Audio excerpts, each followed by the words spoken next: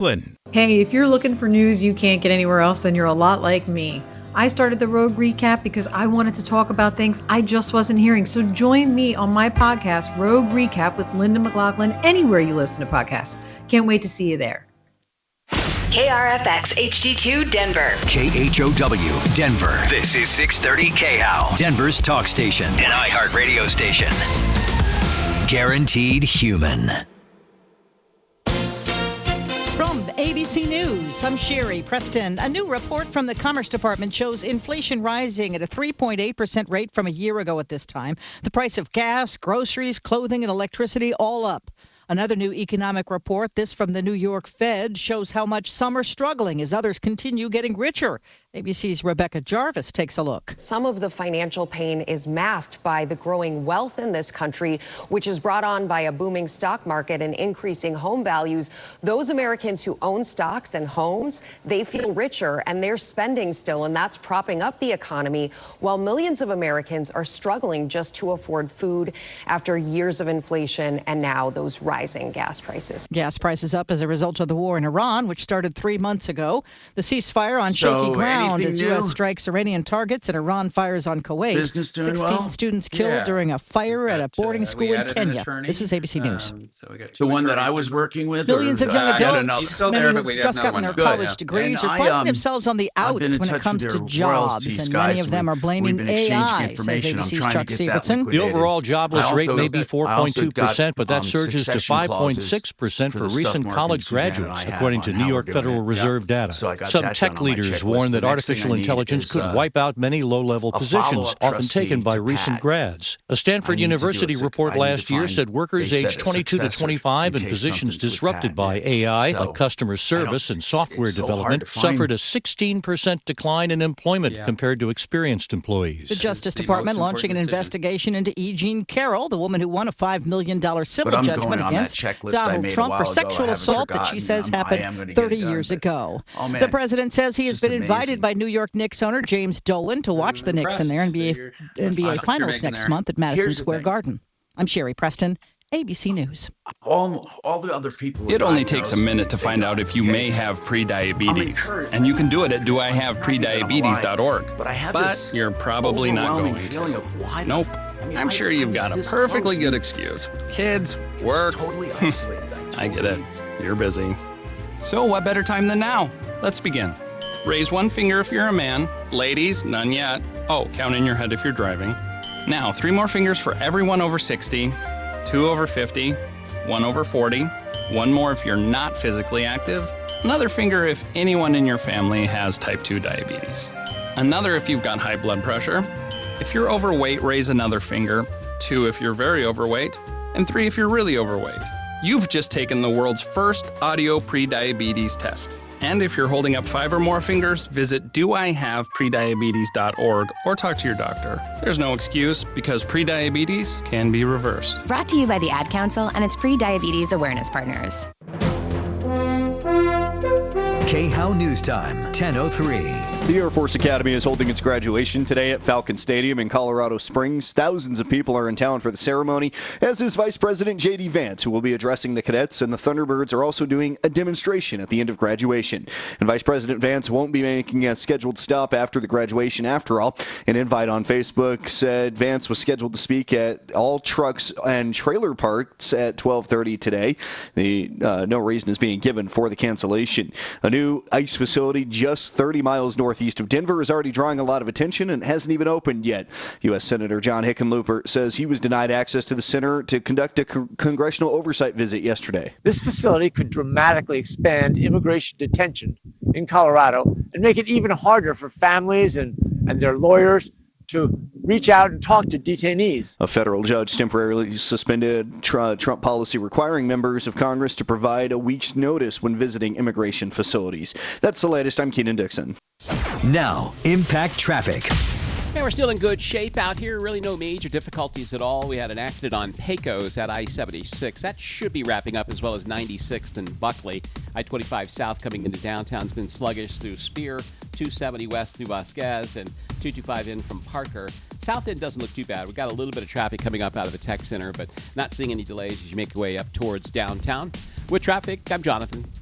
This report is sponsored by Blindster.com. Hi, I'm Kyle at Blindster. Buying custom blinds shouldn't be complicated or stressful. That's why we make it simple and affordable. You measure, you install, and you save big on custom blinds. Ordering takes minutes, installation is easy, and we guarantee they'll fit. Blindster.com.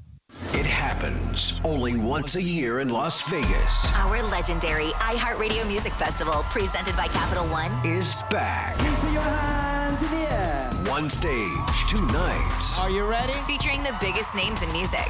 Live, loud, and always full of surprises. We're getting this party going, huh? Hear it live on iHeartRadio and streaming live on Disney Plus and Hulu. Listen for the reveal of our 2026 iHeartRadio Music Festival.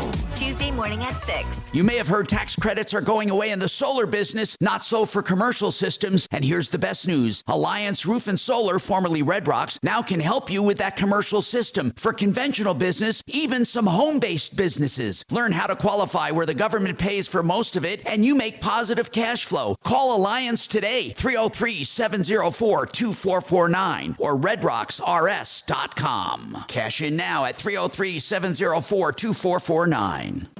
Hey guys, it's us, the Jonas Brothers. I'm Joe. I'm Kevin. And I'm Nick. And guess what? We created our own podcast called Hey Jonas. We invented a podcast? Well, we didn't invent it. We just contributed to it. We're the first people to do podcasts. We get to ask other people questions because we're sick and tired of being asked questions. Well, sick and tired is a strong way to put it, but you know. Tired and sick. Tired and sick. Listen to Hey Jonas on America's #1 podcast network, iHeart. Follow Hey Jonas and start listening on the free iHeartRadio app today. Keep your retirement money safe at mymoneymyway.com. What's happening? The voters of Texas made their decision. Ken Paxton, President Trump, his endorsement, the most powerful force in politics. The day's news. Negotiations with Iran. Disagreements over a war sentence. Is on. UFC fight. The White House. All right. Bad news. You need advice so you don't have to lose. We'll come running just as fast as we can. Troubleshooter's gonna help the common man. This is the Troubleshooter Show. Now, Tom Martino. Hello, I'm Tom Martino. This is the longest running radio show on the air with the same host and currently on the air. So welcome. I'm going 45 years in Denver. And then if you count outside of Denver, it's 50 years. But the longest running continuous radio show with the same host still on the air. Welcome, welcome, welcome. Some of my compadres are off today. Major Marc Mager is taking some time off with his lovely wife, Suze. And we have back at the studio, I believe, Deputy Doc. Deputy Doc. And holding it down. And Deputy Bo. I thank you guys very much for being there. We have retired people who give of their time and energy to solve problems and help us answer questions and take complaints. I have a special guest today, and he's Dan McKenzie, McKenzie Law. Now, he does wills and trusts and estate planning in general. You know, estate planning's weird. I kept putting it off and putting it off and putting it off.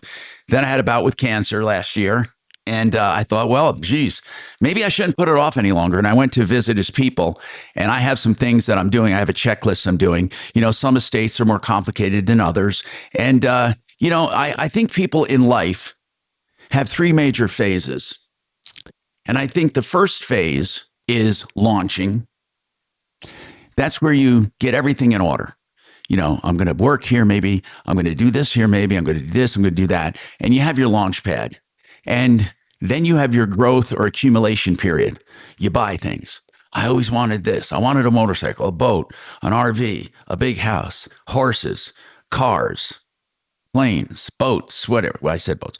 Anyway, then you have the shedding period where you start getting rid of things. Like I'm looking over at my giant drum set over there, Neil Peart style. And I'm thinking, why do I have those drums? Now, there was a time when I was putting them together, I couldn't wait to get another one to add to it. And now you look at it, it's funny, as you grow older, you look at things as, now how do I get rid of this stuff? Now, I don't mean to be morbid or anything. I'm talking about the shedding stage where actually ownership is not desired. I'm in a point now where I'm anti-materialism, where I don't want to own a lot of stuff. I like doing stuff. I like staying busy, but I don't like owning a lot of stuff. I feel like it's weighing me down.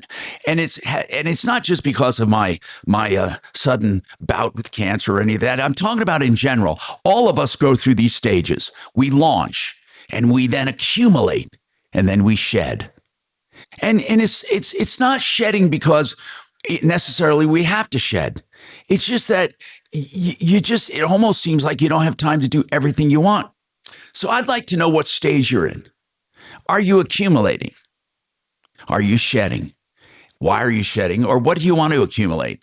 It's weird. As I said, a lot of people get to a point where they're just happy. I am just happy and satisfied with life. I don't need more things, more material things. But there was a time, I swear to God, and I'm admitting all of this straight up, I was so materialistic. Now, I, of course, said I was not materialistic, but I was materialistic. And I'm not, by the way, saying it's wrong if you're materialistic. If you want to own a bunch of stuff, the best of everything, go ahead and do it. I mean, that's wonderful. There was a time when it really, really mattered to me what kind of car I drove. It really, really, really mattered. Now, I'm not talking about for transportation or mission, like, a truck for work or a car just to get places. I'm talking about just the kind of car. It said something about me, or at least I thought it did. And I remember getting fancy cars thinking, man, this is really something. Isn't that weird? And I want to know, what do you put value in? Dan McKenzie with McKenzie Law does estate planning. I'll bet you he can tell us a lot about what people put value in. Dan, do you typically see people in the way you should see them, in their mid-30s, and they're planning for their family and then later on changing? Or do you mostly see people who wait too long? To be honest, I mean, of course you're going to be honest, but I mean, don't you have more latecomers than early comers? What do you think? Yeah. I'd say there's three it lines up with your three phases, actually. So you have the 30 to 35-year-olds who are having babies. You have the That's when they start thinking. When they have a family. Isn't that when they start thinking about you? Yes. Okay. Then what? And then probably 60 to 65-year-olds who are dealing with plans that still name guardians for kids who are now in their 30s, right? So we got to update those. And then, yes, you got the elderly people, or we're dealing with estate administration for people who have passed away. And frankly, on your, accumulation stage and shedding stage, it's like, I wish more people would shed, because frankly, when we hear about people passing away in a house they've owned for decades, I'm like, they don't always get the most. They don't always get the most of their estate if they keep everything to death. Oh, it's like it's so hard for the family. Like, that's one of the hardest parts of estate administration, is getting rid of all the accumulated stuff. I mean, I've had 65-year-old administrators going into their parents' basement and finding hair from their first haircut. Oh my God, that hair's been sitting down there for almost 70 years now, and it's like no. People wait. And I think what you said is pretty accurate. By the way, let me give out the number. If you want to talk to Dan McKenzie about a will, about a trust, about any of the estate planning, or you want to talk to me or our deputies about problems, questions, complaints, just anything, okay? This is not AI. This is real stuff here. RI, Real Intelligence. And it is the radio show where you can talk about everything. And we don't really discuss politics and religion. And when I say that, I mean that as trying to pontificate or to tell you how to think or what to think or why to think. And I don't care if you're Republican or Democrat. I really don't. I make observations about the economy as it stands and how it relates to people, or certain things and how it relates to people. But I think this show is more of a unifying factor than any other show on the air. Because I know no one wants to be cheated. Think about that. No one. And everyone wants to make smart decisions. See, it doesn't matter if you're conservative, if you're liberal, if you're in between. It doesn't matter what faith you are. No one wants someone who takes money up front, for example, and does nothing, or they lie to you, or you buy a terrible product. Now, I got a text saying, Tom, I noticed a few times over the last few weeks, you've been telling people how you can't help them. Yeah, I have. Because in some cases, it's too late to help you. And I'd rather tell the truth. So the one calling me, I may not be able to help, but there might be hundreds of other people about to embark onto a similar platform, make a similar transaction, and maybe I can save them. Maybe I can save them. Dan McKenzie, again, let's get back to him. You have people coming to you first when they have kids. That's when they start thinking about it. So if I put together a plan and my kids are babies and I have guardians or I have this, I have that, how often do you have to change the damn thing? I mean, how many trips, if you, the ideal candidate, the ideal client, how many trips to you do they make? The first one, then what? Yeah, I mean, I as far as like how often okay, we come in our mid-30s, we're married and have kids. Yeah. When do I come back? I usually tie it to life events, not necessarily to time. So usually birth or death in your close orbit or a marriage change of some sort. When the kids become no longer minors, that means something. Yeah, for sure. Yeah, when you don't need guardians anymore, that's right. Something. And yeah, if you change in wealth status. Yes, major change in assets for sure. So if they're inheriting things, like that's a good time to. That's often. Somebody said I got a text. I pulled out. It didn't come in today, but as you know, I put stuff away for when my guests come. And this came in a few weeks ago saying, and I'm just going to paraphrase it. My wife inherited something, and it was specifically mentioned in the will that she have it for her, not for me and her. So if the wife inherits something, it doesn't matter what that other guy's will, her father's will says, does it? Right. It automatically is marital property, yes or no? No. Inheritance is usually, if it is kept separate, is separate property. So if I leave something to my daughter, and my daughter is married, I don't have to. Do I have to specify it's for her only and not for her spouse, or how does that work? Is it automatically marital property? What if I don't say anything? She just inherits stuff. Yeah. Is it hers or is it marital? It depends on what she does with it. If she puts it in a joint account, then it's marital. But can she not put it in a joint account? What if it goes up in value during the marriage? Yeah, the increase in value is probably marital property. All right, they're going to take a break. I'm Tom Martino. Any calls you have, give us a call. All right. I mean, I should say at this number, 303 Martino, 303-627-8466. Let me mention something about that phone number. It comes right to the studio right now to go on the air. If you call before or after the show, it goes to our voicemail or our office where we pledge to call you back. 303 Martino, 303-627-8466. Don't just go on Nextdoor and Facebook Marketplace and all these other social media morons. Come to us for real help, for real problems. And speaking of real problems, let's talk about OneClearChoiceDoors.com, the best garage door company there is. Yeah, they haven't sold out to giant firms and they have a person-to-person approach.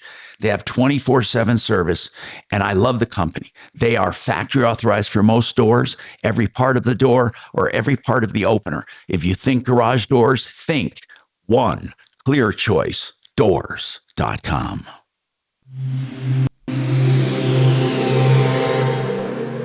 The upgrade you've been dreaming of at a price you didn't expect. Hi, I'm Brad Barnett, president and founder of Mountain High Appliance. This Memorial Day, get a 4-piece stainless kitchen for only $19.99. Get a GE front-load washer and dryer for only $15.98. Save $900. Or shop our clearance center and save up to 60%. Plus, we'll match any local competitor's price. The best service and the best prices. Why go anywhere else? Mountain High Appliance, your favorite appliance store. Hey, if you are looking for an auto repair facility, second to none, you want Sheridan Auto Tech. I call him Uncle Kevin because he treats his customers like family. In fact, he can do heavy maintenance, light maintenance, and repairs. If your car's under warranty, you can still take it to him for regular service. You don't have to go to the dealer. I take my Beamer to him, and I save tons of money. My daughter takes her car. My son would take his car, but it's an EV. But Sheridan Auto Tech is the place to go on Colfax west of Wadsworth. Great people, great experience, great value. SheridanAutotech.com, 303-455-7242. If you're looking for a loan, go right to a mortgage banker. John Clace is our buddy at CMG Financial. CMG is a mortgage banker, and they do reverse loans as well. And they do the all-in-one loan, which is a 30-year line of credit that you can borrow up and pay it down for 30 years. And get this, every dime you have in the bank counts against your average daily balance to lower your effective interest rate. CMG, go and see John, it's partner in lending.com. That's partner in lending.com. Grocery. Yep.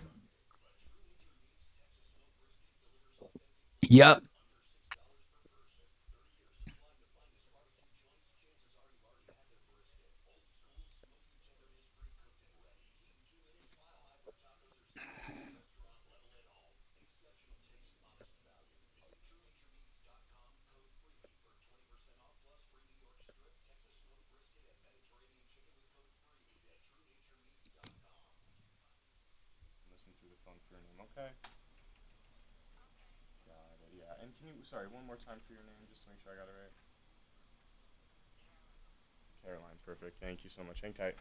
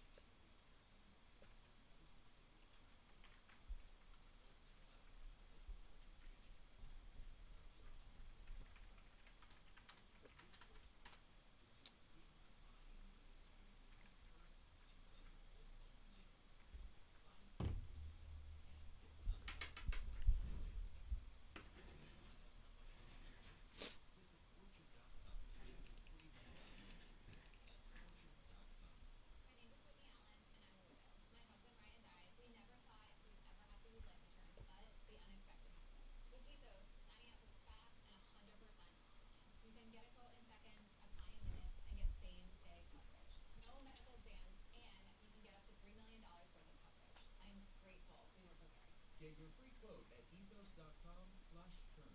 That's ethos.com/turn. If you want unlimited talk, text, and data on a crazy fast network, Big Wireless will sell it to you right now. Or you can buy it from Pure Talk for half of that.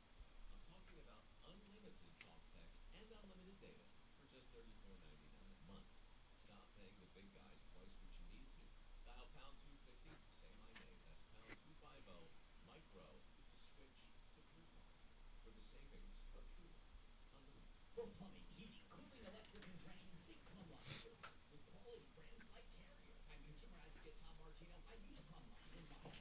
Service professional, 25 years strong. Product issue of excellence, character, and records. Cancel Rock has worked tirelessly since 1998. Plumb Line and Carrier. Turn to the experts. No phone call, no hassles. PlumbLineServices.com. Service at home. Service at heart. Plumb Line Services. FYF, America. Got equipment to sell or looking for something ready to work? At Purple Wave Auction, it's as easy as it gets. Easy to sell, easy to buy. Construction, ag, fleet, and government equipment. All no reserve, all online. Register for free.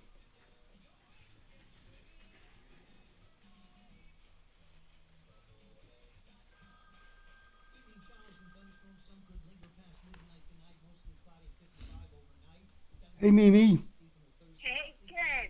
So let me tell you, I have an open today at 1:30, and tomorrow at 2. Does Doc know he's going out over YouTube with all his personal stuff? Tomorrow at 2 is good. Can you tell him? Friday at 2 is good? Stand by. Yeah, I'll see you then. Guarantee they'll fit. Blindster.com. Hi, Tom Martino, your troubleshooter. By the way, if you're listening to YouTube, you might hear Deputy Doc in his personal conversations live over our stream, along with anything he's talking about. We Guarantee they'll fit. Blindster.com. We've tried to tell him not to do that, but so if you hear his credit card number, please disregard it. Yes, we do stream on YouTube. We also have, wherever you get your podcast, you can hear a recording of this show. It's not formatted exactly like a podcast, but you'll learn a lot of interesting information. Let's talk to Carolyn. Carolyn, you have a question for Dan McKenzie, McKenzie Law Estate Planning. Go ahead, Carolyn. What's going on? Hello. Thank you for taking my call. Is what I'm wondering is if I did maybe the right thing. I'm 82, and I have 2 children, and I wanted to leave a will for them. You know, I don't have much. I have a car, I have my house, and I have my bank account, and that's it. So I went on to Rocket Lawyer and filled out the 3-page questionnaire of all of those items and who to go to, and there was a lot more that they asked for, which I filled in, and then I had it notarized. Was that a good thing to do? Okay. It really depends. Okay. Carolyn, Rocket Lawyer is automated. Dan McKenzie, what do you think about those kinds of services? I mean, sometimes they can at least get her will down as to what she wants. Now, you printed this out and you had it notarized. Is that right, Carolyn? Yes. Who holds the will right now? I have it. Okay. So, Dan, what do you think about these? What did it cost you? Again, I'm sorry, Dan. What did it cost you, Carolyn? It was $25. Jeez. For $25, Dan will open the door for you. Anyway, I'm just kidding. Dan, well, what do you think about these things?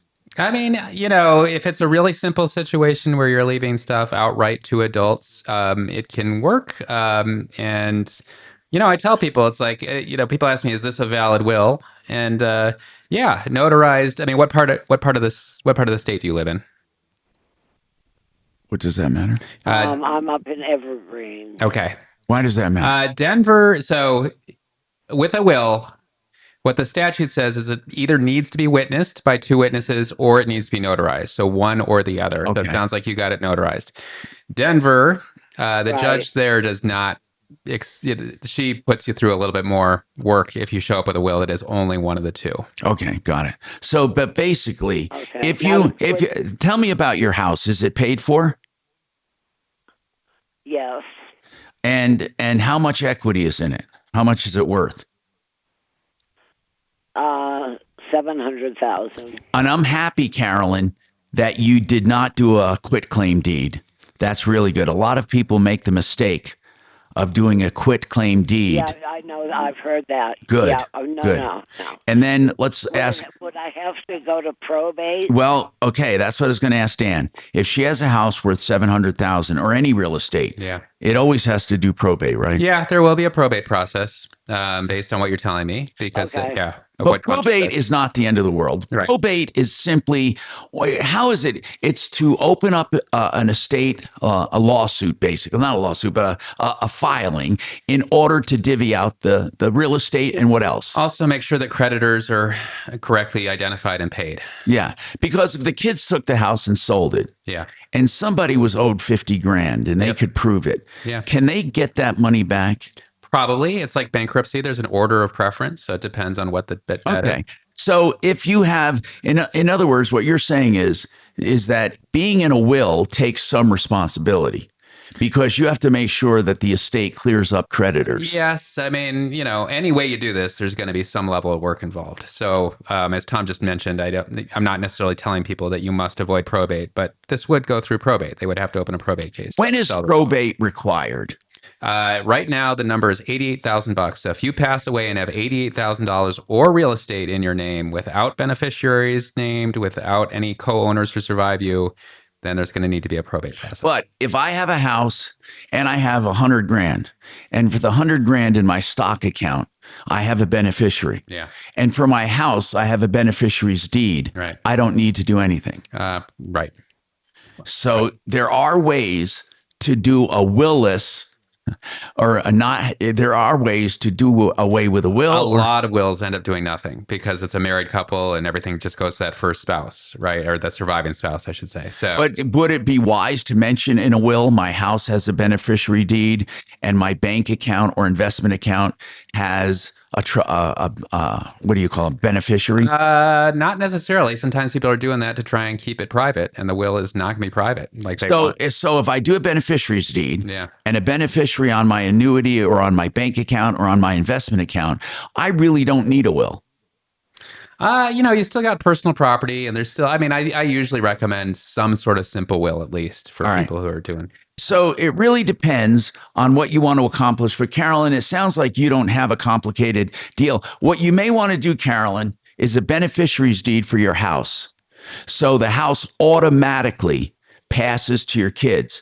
And an attorney, I would have make that up for you. I would not do that on my own. It's called a beneficiary type. What is it called? The beneficiary? Yeah, beneficiary deed. Deed. That's what it is. Beneficiary deed. Do your kids get along? Okay. Do your kids get along?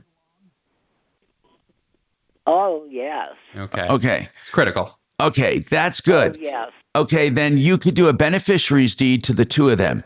We have more coming up. 303-713-TALK, 713-8255. Renew Home Innovations will do a beautiful walk-in shower for you with Italian porcelain. They're direct porcelain importers. In 2 or 3 days, you have a year to pay with no interest. They have a great selection of beautiful porcelain material. RenewHomeInnovations.com, 303-904-2000.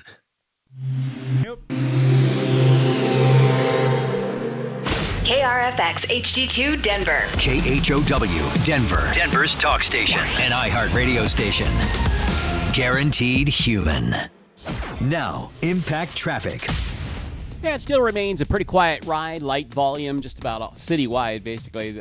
One slow spot that I'm noticing is I-70 west from Colorado right over towards Brighton, and then opening up into I-25. Might find a little bit of traffic out of Commerce City on 270.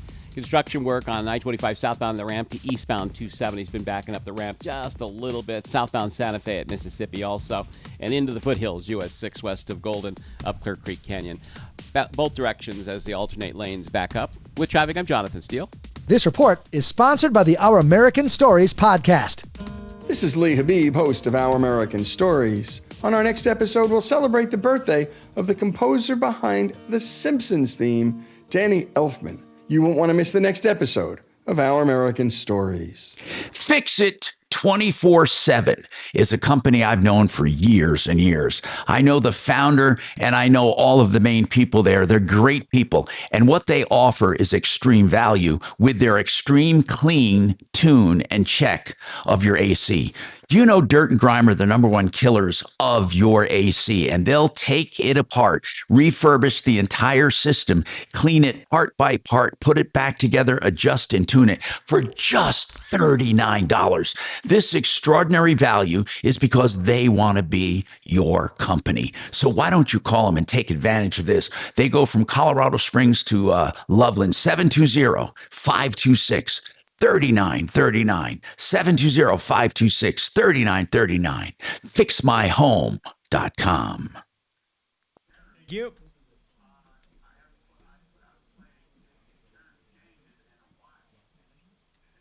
I've muted Doc for now. He's still at it in there.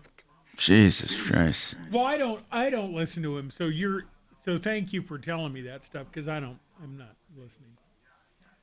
Did he even hear me when I said he can be heard? No, he doesn't have his headphones on. Oh, wow. Yep. But it does kind of remind me of something I did the other day. I was out trying to pick up chicks at a bar, and I got this one girl's phone number. After I left the bar, I went right to a King Soopers gas station and used her fuel points. That's where I'm at in life. How'd you get her points? She gave me her phone number. Oh my God, you're such an idiot. I thought I see what you're saying. Yeah.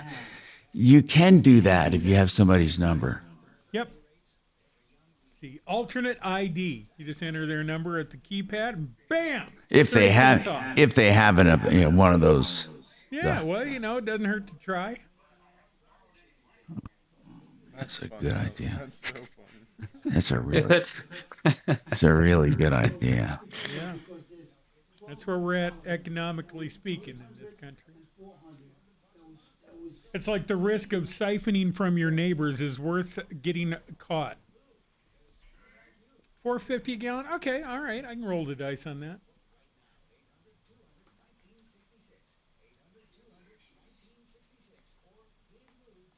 Just like that guy that was at the bar, and a beautiful blonde comes up and says, I'll do anything you want for $200 in 3 words or less. And he says, paint my house. Yep. I love that.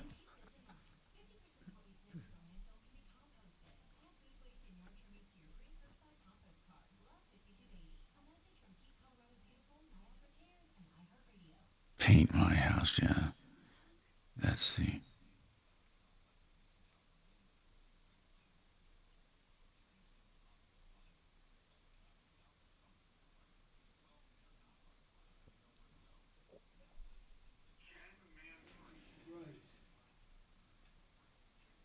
What if a family member, well, let me get this straight here. What if a family member, where's that message? What if a family member dies?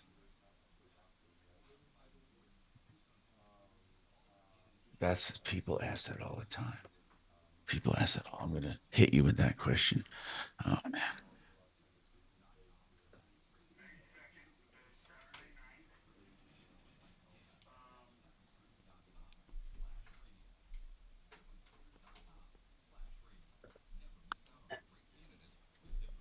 All right, minute away. Well, you see that you took $1,200 on Venmo, right? Mm-hmm. God almighty. He has his phone turned up the highest volume you can get, plus he's blurting out everything. But I've got him on the other. I potted his mic down, but you can still hear him in the studio there. It's great. You can hear him through the glass. Yep. I was trying to Venmo you my winnings from the poker game. Were you at the poker game? It was great. Whatever he's yelling in there, I don't know. You gave me 400. So then we got screwed up and we tried to undo it, and we got all messed up. So the way it stands now, you had 2 times where you transferred. One for Awesome. 800, All right, I'm done. one for 400. That's funny. Hey, I'm Tom Martino. Welcome to the show. Waterpros.net for the most wonderful water systems at the lowest prices. And right now, all of their prices are on their website, waterpros.net. You can get systems for the entire house for around $6,000 that'll blow any other system away, and less than that as well. And water at the kitchen sink for drinking. Reverse osmosis for $1,100 fully installed. Waterpros.net. The best at the lowest prices. Bar none. Bar none. Now, I got this one, and I get this a lot, and I've always said this, that the area of estate planning, the whole category, is rife for ripoffs and liars and greed and all of that. There is no standardization, so to speak. Let me explain what I mean. Somebody can have a will. Okay? And this text says it all. If someone dies and has a will, how would an heir know if the executor or personal representative, we don't call them executors anymore, I don't know why, but if the personal representative simply wants to keep it quiet and keep everything for themselves, how would anyone ever know if they're an heir or not? I mean, it is not a document that must be filed somewhere. So there's no reference document. You, for example, John Smith dies. There's no place you can go to look up John Smith's will to see what John Smith wanted, is there? Right. After someone dies, there is a requirement that anybody who has custody of that document lodge it with the court at that point. But what if they don't? You see? If they don't and someone misses out on something they would have gotten if they had known about the will, that person can have liability. But you have to prove it. You do. Okay. Yeah. So you have to really trust your personal representative. If your personal representative thinks that they should get most everything, can't they just keep the will a secret? I mean, it depends if there is, I mean, if we're going by state laws, if there is no will filed, then we're going to use the intestacy statute. So that doesn't necessarily mean that doesn't necessarily, that's right. It doesn't, that's right. The personal representative doesn't automatically get it. Okay, what if that personal representative is next in line if there wasn't a will? Like, what is the line of succession? Your husband or wife, and then your children, right? Yep. Yeah. So what if you're one of the children, one of the adult children, or what if you're an only child and you don't want anyone else getting anything? There are times, I guess, it can be manipulated. The point is, it's not required that you lodge a will. It is required. Oh, it is. Wait. Yeah. After someone died. Correct. Yes. So wait a minute. So if I'm in possession of a will for John Smith, right, I must file it with the courts. Correct. After John Smith Within died. 10 days of the death is what the statute says. I mean, no one does it, right? We get a ton of clients who come in, my dad died 6 months ago, here's his will. So people don't know they're supposed to do it. So that's a problem. And how do people know? Okay, what if there's 3 family members and they notice that a neighbor, Harry, is on that will? And Harry used to take care of dad now and then. Yeah. And they think Harry's getting an unfair amount of their inheritance. So what if the 3 kids read that will together and they all say to each other, let's not tell Harry? Yeah. Right. Now, come on. I can see that scenario. Sure. You know, the kids open the will and say, hey, did you know that dad left Harry, the neighbor, most of his money? Not us? Yeah. And then the other 2 siblings say, well, the hell with that. Let's not say anything. Yeah. I mean, or a charity. A charity could get a bulk of the estate, and the kids are like, oof, I don't want to do this. If we throw it out, we're going to go by intestacy. That charity's not going to get anything. So, sure. But yes, people can commit fraud. I think more people than you think, Dan. I think it's not necessarily active fraud. It's fraud by omission. They just don't bring it forward because they don't like it. Yeah. And how many times have we heard about this? Wills being changed in the last few months of life by a caregiver. Yep. This is the one scenario that's happened more than once with you on the show. Yeah. Okay, you have a guy that's elderly at home or a woman that's elderly at home. Okay, let's just say an elderly person at home. They die at home. They find out that in the previous 30 days of their life or 60 days or the previous year, there's just recently, the will has been completely changed to benefit the caregiver. That happens a lot. And then people say, well, wait a minute. Did they have undue influence? Or is there even a such thing as undue influence? What do you do in a case like that? I'll bet you've had calls like that. Oh, yeah. Hey, Dan, my father, his will was changed. He wasn't even in his right mind. Yep. I don't want he left a good chunk to the housekeeper. What do we do about it? What do you say to that? It's tough because look, the person might have really wanted to leave things to their housekeeper, and they have a right. They have a right to do that. So undue influence, yes, that is one of the main challenges that gets launched against wills. The bar is high. Like, you got to show that this person really was put under so much pressure. They lacked free will. Like, they couldn't, they were isolated, and they really, that person really was just unrelenting. I think you should have continued conversation with your loved one that might be dying and you may be entitled to something. Have active conversations like, Mom or Dad, did you make any changes to your will? Or can I have a copy of that will? Yeah. So let's say they take a copy of the will. Yep. And then it's changed and their copy doesn't reflect the other copy. Right. So the housekeeper comes up with a will and then I have a copy of the will. Which one are they going to use? The later dated one, if it is Properly dated and done, yes, notarized and witnessed and all that. I think I'm going to go on record, and I've said it before. By the way, 303-713-TALK, 303-713-8255, or 303-MARTINO, 303-627-8466. Call with anything. Please call with anything you want, and we would love to talk to you. Now, Dan, I'll bet you, no, I'm going to go on record to say we have to standardize the probate system. Have any states done that?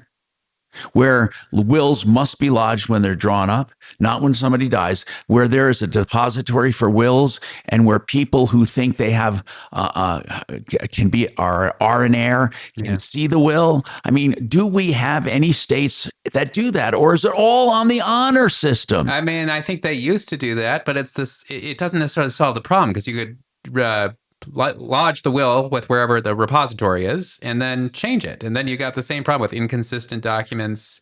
If they don't do the new one, is that still like, does it have to be lodged to be legit?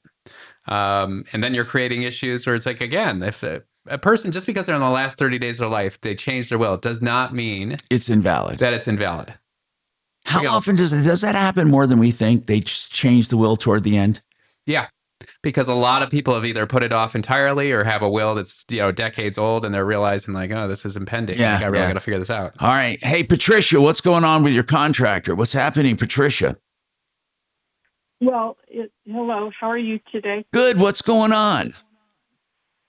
Okay, so about a month ago or two, we contracted somebody to do the upper landing and the staircase with LVP. Okay, And floor coverings. Okay. Who did you contract to do floor coverings? It was, oh God, what is that? The name? I'm so sorry. It was Nick Perino and his group. You try to look it up on Better Business Bureau. It's not there. Well, Better Business Bureau is an ancient organization anyway. They're dinosaurs. Hold on a second, Patricia. I want you to try to get any stuff together. I'm going to come right back to you, okay? I got to take this break. 303-713-8255. Do you want stem cell therapy? Do you want to get out of pain? I can speak to them directly as I was a patient, and it works. DenverRegen.com. Yep. Now, impact traffic. Yeah, it still remains a pretty quiet ride, light volume, just about citywide, basically. One slow spot that I'm noticing is I-70 west from Colorado right over towards Brighton, and then opening up into I-25. Might find a little bit of traffic out of Commerce City on 270. Construction work on I-25 southbound the ramp to eastbound 270 has been backing up the ramp just a little bit. Southbound Santa Fe at Mississippi also, and into the foothills, US 6 west of Golden, up Clear Creek Canyon. Both directions as the alternate lanes back up. With traffic, I'm Jonathan Steele. This report is sponsored by Blindster.com. Hi, I'm Kyle at Blindster. Buying custom blinds shouldn't be complicated or stressful. That's why we make it simple and affordable. You measure, you install, and you save big on custom blinds. Ordering takes minutes, installation is easy, and we guarantee they'll fit. Blindster.com. Hey, Compass Insurance Group has this new coverage that you need to look into. It's called SOLA. It's supplemental loss coverage. This is what it means. If you have a high deductible because your insurance company demands one, this insures your deductible. So if you have a storm in your area, they automatically write you a check for the amount of your deductible. That's right. So you accompany this coverage along with your main homeowner's policy. Ask Compass about this SOLA coverage. That's 303-996-9000, 303-996-9000. Thank you. Thanks. Sure. Yeah, so I was going to ask. Okay. Become the banker with Mark. Uh-huh. Do I still call Joe up and Mark? I call wouldn't. Joe and Mark? I would not. What is it for? Joe? For tomorrow? And what time is it? It's 1:30. And so do you see it in the log? You still see Become the Banker 120 in the log where you're looking right now, right? Yes. look immediately below that. What is the next thing on the log? Mark 120. Oh, nice. So we're set. What does that mean? We stuck it in the can. Okay, got it. We got Mark and Joe in the can.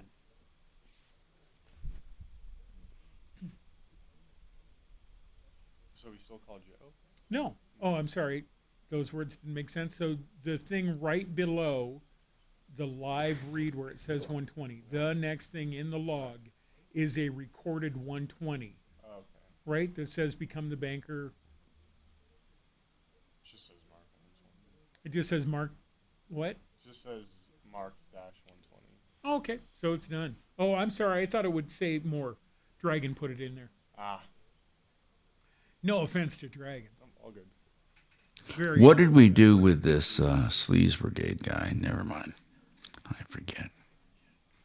Nothing.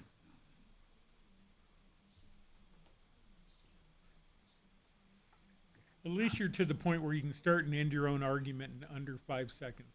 Right.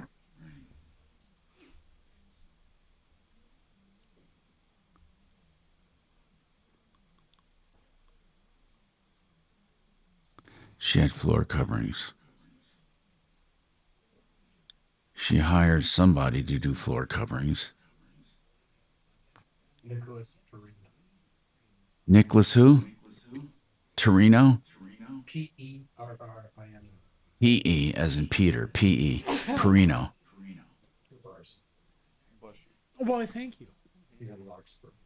Oh, he is. How did you get all that?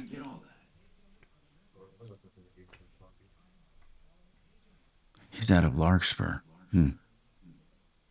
Does he have a name of a business?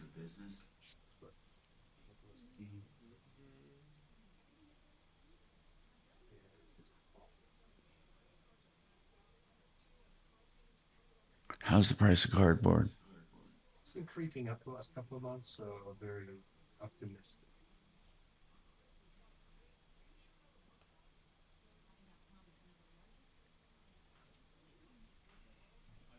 Where are the white women at? Little fella. They ain't going to you, though. I'll tell you that much. What's that? Said they Some won't of go them. to you.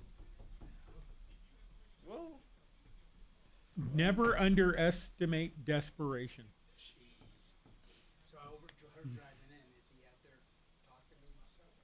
he's not talking to himself, but he just keeps. No, he was on a speaker phone call with a buddy. He got his hearing aids aren't working. Give him a break. Uh-huh. I don't care. It is not my show. You know, it's not my show. I'm just an underpaid, underprivileged. Stop your bitching, Bo. Too late. Well, yeah. All he does is bellyache.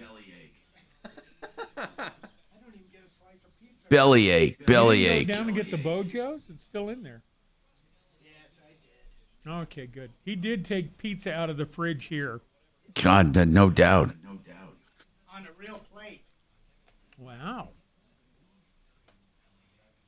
like how he has it playing on his phone, too.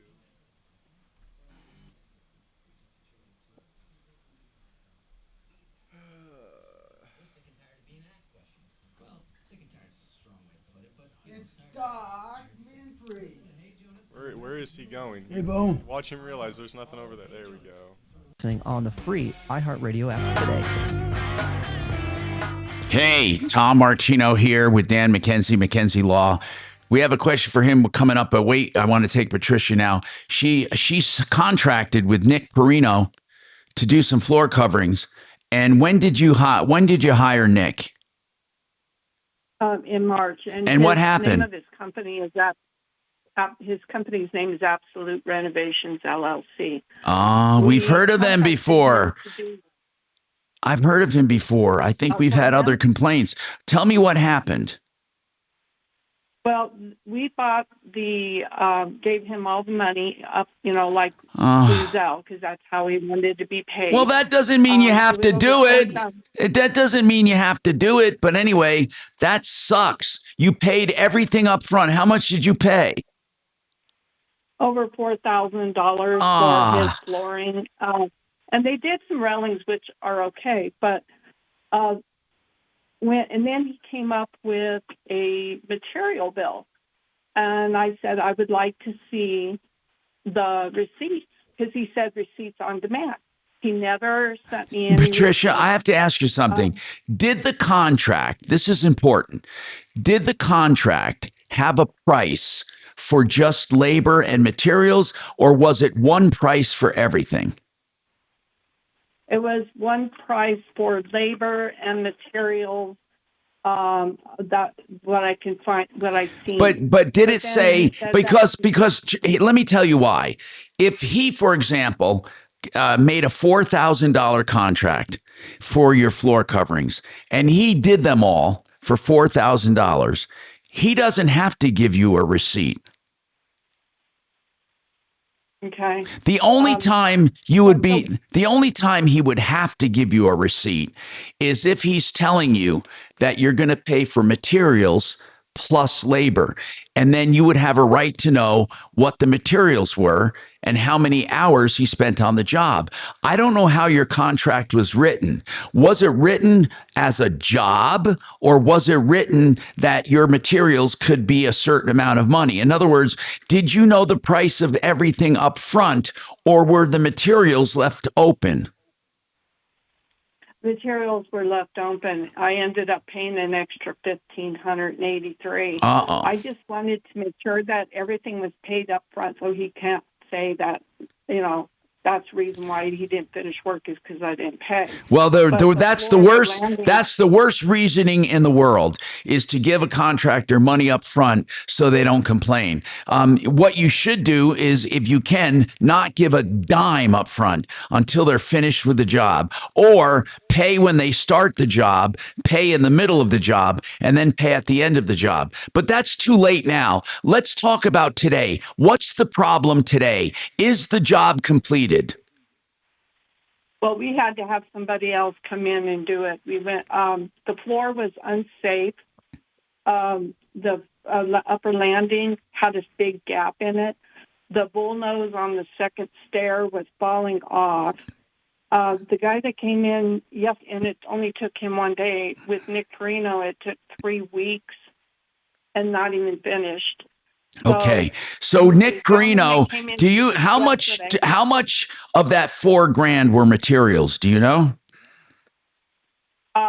No, I can get my email up and everything, but it was mainly the labor and tax and stuff. Do you want your money back? What do you want? I mean, did you get any value from Perino? The only thing I got was the railing, and the railings on the stairs. They're brand new railings, and those were done really well, pretty much, good. But the guy that came in yesterday, he wouldn't have charged me anything, and he didn't ask for any money until after the job was done. They had to retake all of the flooring and the stairs out, and they did a beautiful job. Did they reuse the materials? No, they did not, because there was so much glue and stuff. How much did you have to pay to have it redone? $2,100. Are you going to sue Nick for that? That's what he owes you. I tried to go to Better Business Bureau. Better Business Bureau doesn't do anything. They don't do anything. I mean, you can go to Better Business Bureau. What do you think? There's some kind of official organization? They don't do anything. All you do is complain to them, and then they issue these stupid grades of A, B, C, D. Nobody cares about the Better Business Bureau. They don't do anything. Doesn't it sound like a slam dunk for small claims court? It does sound like I was going to say that. You can sue this guy in small claims court. You can use a statement from the other guy saying he had to tear everything out because it was wrong. Patricia, did you take pics of the old job?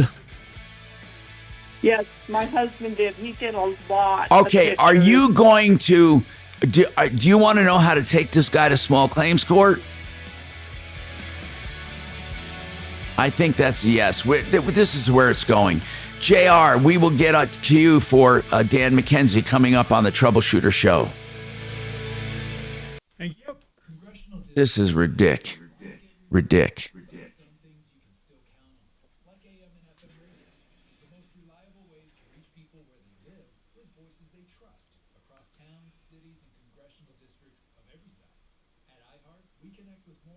bids every month than anyone in audio. Ready to take your message to your current and future voters? Partner with iHeart. Yeah, it looks like Perino's doing business on a whole bunch of different things. And get working for you. Of course he is. Like a lot. Let's talk about that. But still just starting that research. A bunch of lawsuits against them. Man. But in absolute, he says, we are a faith-based business. Faith-based business. Yeah. Except he didn't say what faith.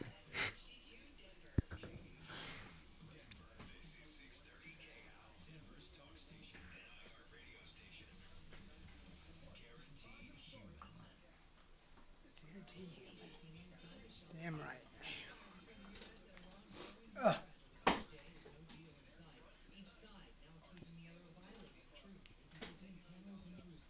truth is, this was the second round strike in about 48 hours. Certainly second round that we've seen this week. You've also got escalation by Israel north of the border inside Lebanon, where there's supposed to be another ceasefire in place. And that's what everyone's talking about, accusing each other of violations of the ceasefire, and meanwhile, no progress towards this interim agreement. Treasury Secretary Scott Bessent today announcing new sanctions against Iran, this time the agency controlling taxes through the Strait of Hormuz. The continued blockade driving up oil and gas prices worldwide, with two new economic reports showing Americans are struggling with inflation on food, groceries, and rent. Another report from the New York Fed showing more Americans are dealing with hunger at levels higher than seen in the pandemic. This is ABC News. So you're going to go to Golden Corral there, Shannon? Are you saying something in there? Yes, the little fella is speaking to you. Okay. Are you going to go to the Golden Corral and take care of that lush, full, unabridged breakfast? I'll get around to it. And get your cholesterol up? Yeah, yeah. Remember to ask for my old girlfriend. Who's on the line? Is that Dan? No, it's me, your humble deputy, Bo Ramsauer. Oh, Deputy Bo. No, who are you talking to? I'm talking to that dude behind the glass. Oh. Sandman.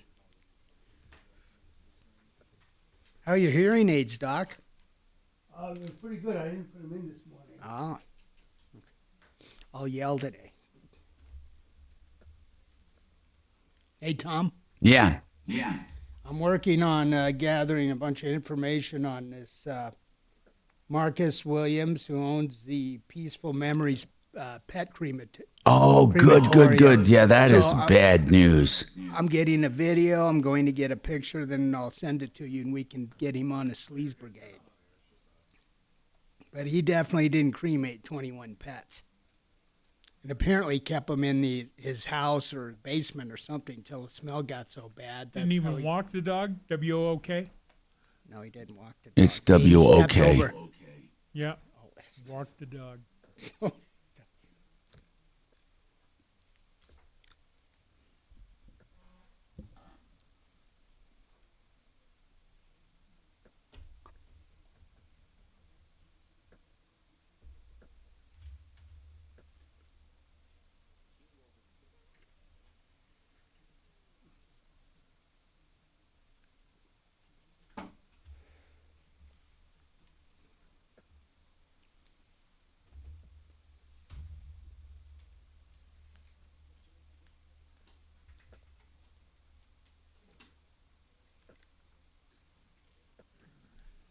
Let's see.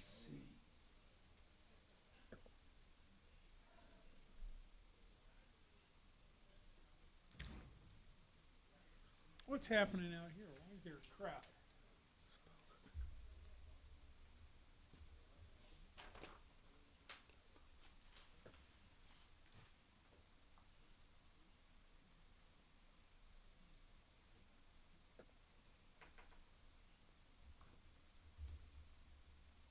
Man.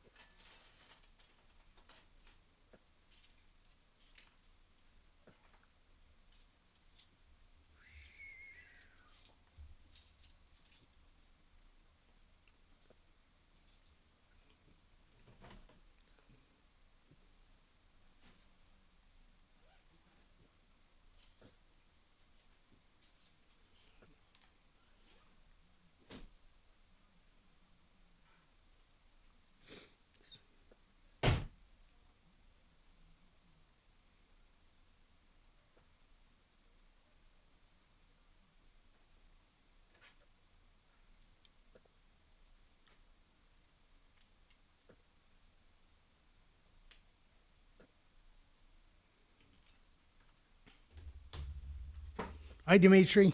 Hi, Bob. Say, is Princess the cat back? No. Your favorite animal? Oh, cat's gone. Princess is still exiled. She's not exiled. Okay. On a long vacation. Like the long goodbye. Long breakup.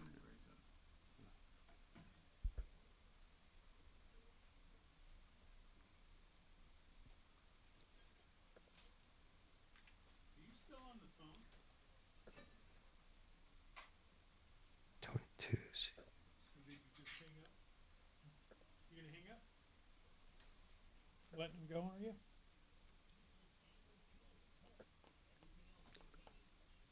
Wow. Why did this guy do this?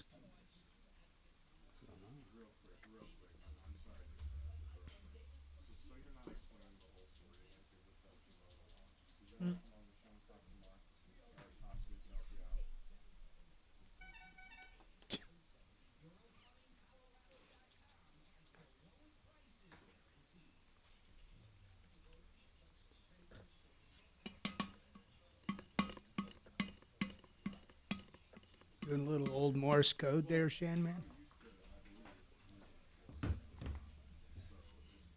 What's in that can?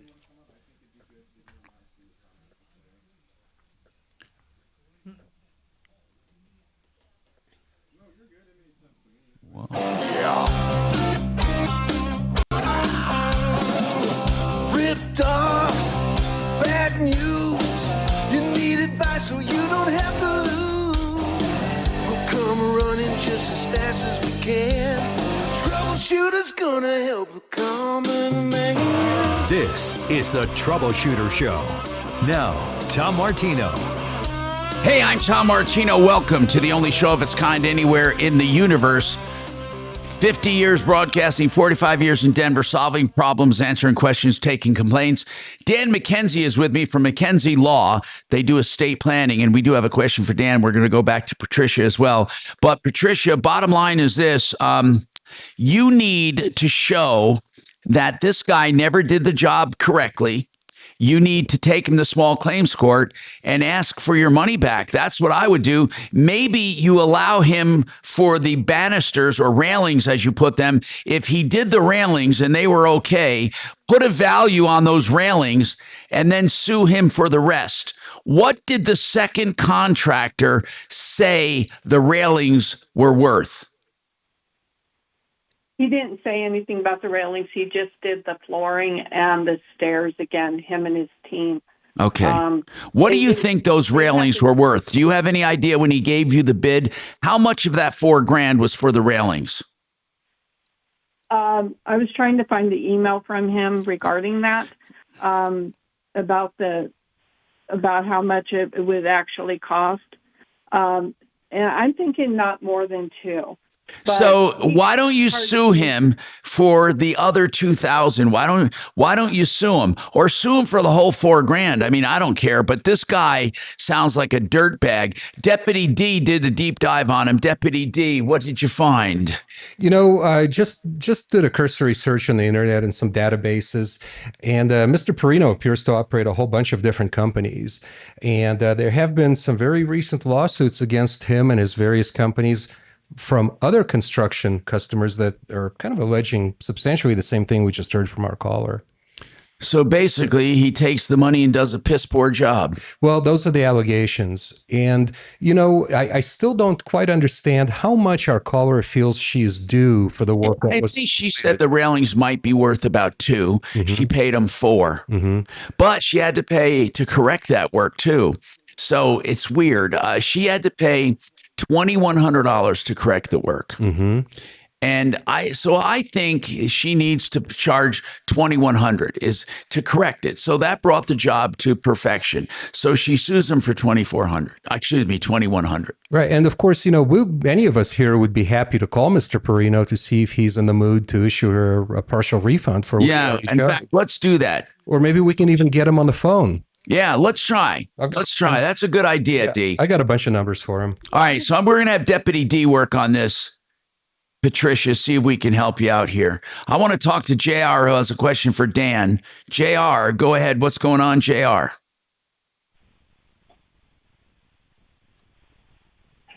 JR. Okay. Must be something wrong with that line. Can't get JR on. Let's go to Jeff. Jeff, what's going on? Go ahead. Situation. Yeah, what's happening? Can you hear me okay? I can hear you fine. Are you Jeff? I am Jeff. Oh, what's going on, Jeff? This matter involves Florida. Okay. And a woman who blessed me with her condo and apparently money. And 6 months before she died, a neighbor handyman got her to sign it over to him. Now, this is what I want to know. The woman, just some preliminary questions. The woman who left you the condo, what relationship were you to her? Absolutely. My biological mother passed away in 2004. And in 2006, my father met a woman. She looked identical. But he fell in love. She fell in love. And, of course, she fell in love with me. So when you say fell in love with you, in a mother-son kind of way?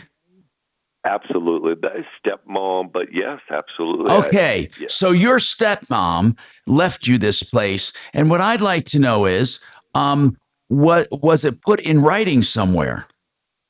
Yes, absolutely. It was a surprise to me. In 2019, I received the deed, a copy of the deed. Of the beneficiary's deed, you mean? Yes. And it showed you as the beneficiary. Well, it showed me on the deed. It was called a ladybird deed. Yeah, that's a beneficiary's deed in Florida. That means when she dies, it automatically goes to you. But she has a right to change that before she dies. Of course. So what happened? And I will mention she was 94 at the time of signing this.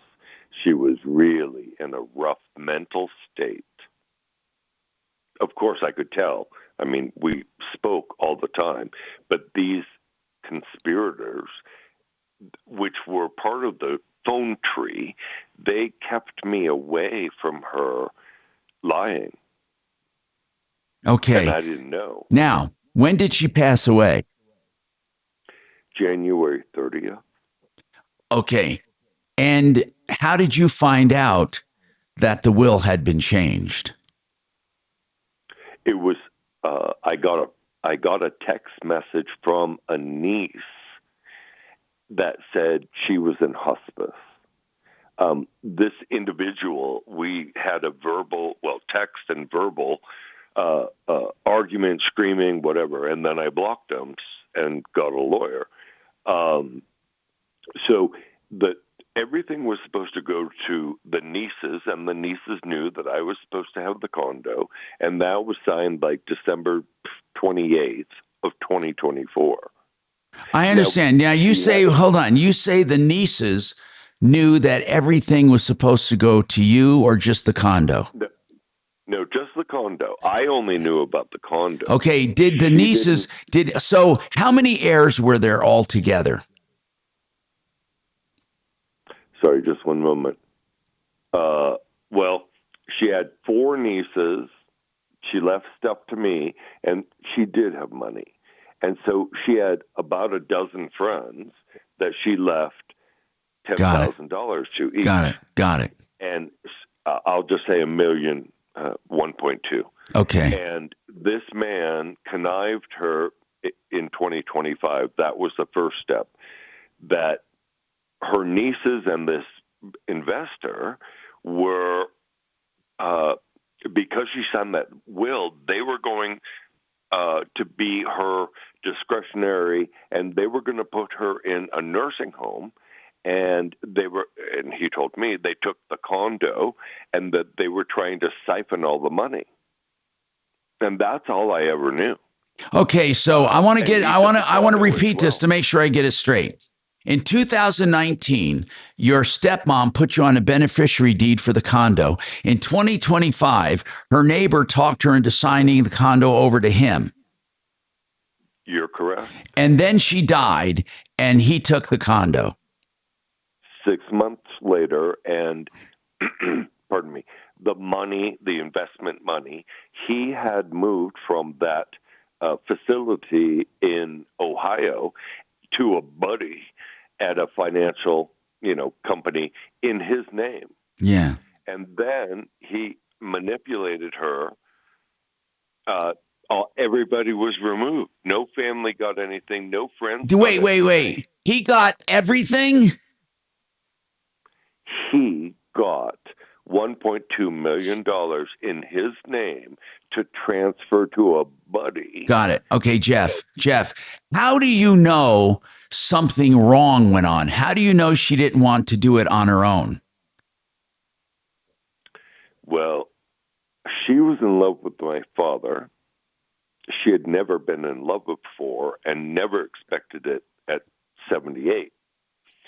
And then, of course, I would visit. There were years and years. But here's what I want to know. How do you know that the neighbor did something wrong?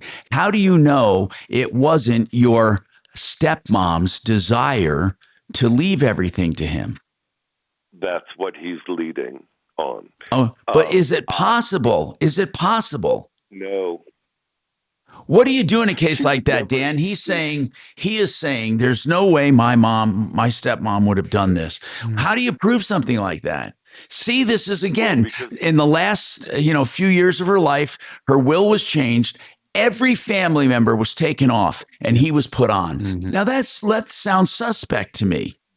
Yes, it's pretty fact dependent. So it sounds like there could be an incapacity claim. He said she was in a pretty rough emotional state there at the end of her life, and also undue influence. Again, you have to show pretty unrelenting pressure on the person. It's not just like he suggested it to her. She said, okay, it's got to be more than that. So, I mean, we're going by Florida law here. Jeff, did anyone witness this influence at all? Well, there were two people conspiring together. Who are the two people? Who is the neighbor and who else? It was the neighbor below. She was a lovely lady that I believed loved Betty and tried to help her in shopping and But there were two people. One was the neighbor below and the other one was this guy. And who was this guy? We went to same school. We graduated same year. I never knew him. He had two children, which he invested in. I understand they had college education, but he had nothing. 15 years renting. I actually sold him my father's car. We shook hands. We eye to eye. Okay. So where does it stand today? Did you open up any kind of an action? Yes, I have two actions. All right, hold on, and we'll come right back to you. I have to take this break. 303-713-8255. This is a terrible situation, people. Listen up. And by the way, Frank Duran, speaking of evaluating your home, you can get your home evaluated for your estate or to sell for whatever reason. Frank will do an analysis free of charge. That's right. It's a complimentary service. Whether you want to list your house or whether you want to keep it, he will do this analysis for you and take into consideration all of the current market characteristics that price your home. 303-920-1622. Frank Duran, therealestateman.com. All right, you're out for 5. Thank you. And that's terrible.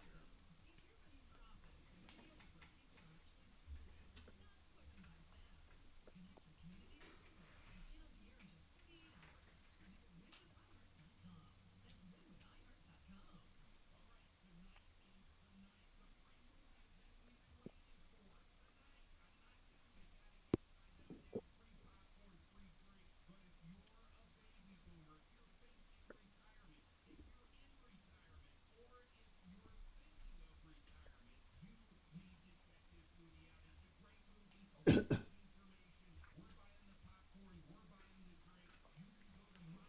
you get your car fixed, Doc? What? get your car fixed? Not yet. I didn't see it in the parking lot. It's right out front. Oh, okay. I always park right out front. Hey, there you got a nice little beard going, huh? Well, you know, it started to grow, Yeah. You just forgot to shave. and I decided, I'm going to let it grow. I had a nice experience last time I let it grow when I went to a barber, and he did the whole thing with the hot towels, and All right. that really felt nice. So I thought I'd just let it grow and go to a barber when I'm tired of it. Oh, and have a nice hot shave. Yeah. You have the straight edge. No, not these. You new barbers don't really know how to do that. Yeah, well, there's a couple around that do. You need some old timers. Yeah. Oh, that's good. You gamble. And it's funny because I went for one massage in my life, and I just didn't want somebody touching my body. But with the shave, it felt really different. It wasn't as invasive. Yeah, and it's not really a massage. It's just a Right, it's not a And, massage. and those hot towels, I know, help bring the beard out. Yeah. So when I'm tired of this, I will. I'll go get one. You playing cards today? What? You playing cards today? I'm not sure. I might go up to the mountains. Oh, that's good, Doc.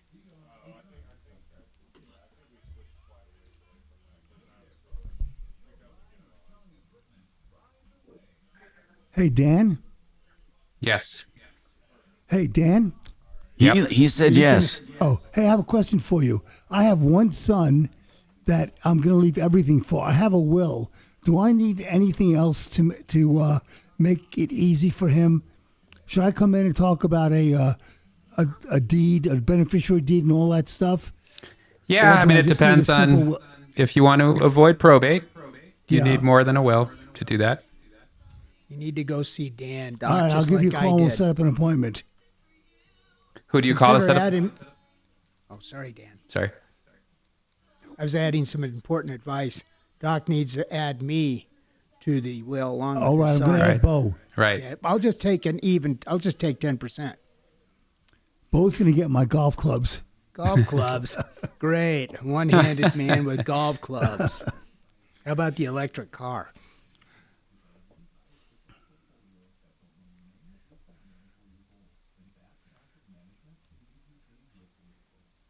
And I got a question for you, Dan, during the show. Okay. And I'm still working on my eyelet stuff. Okay.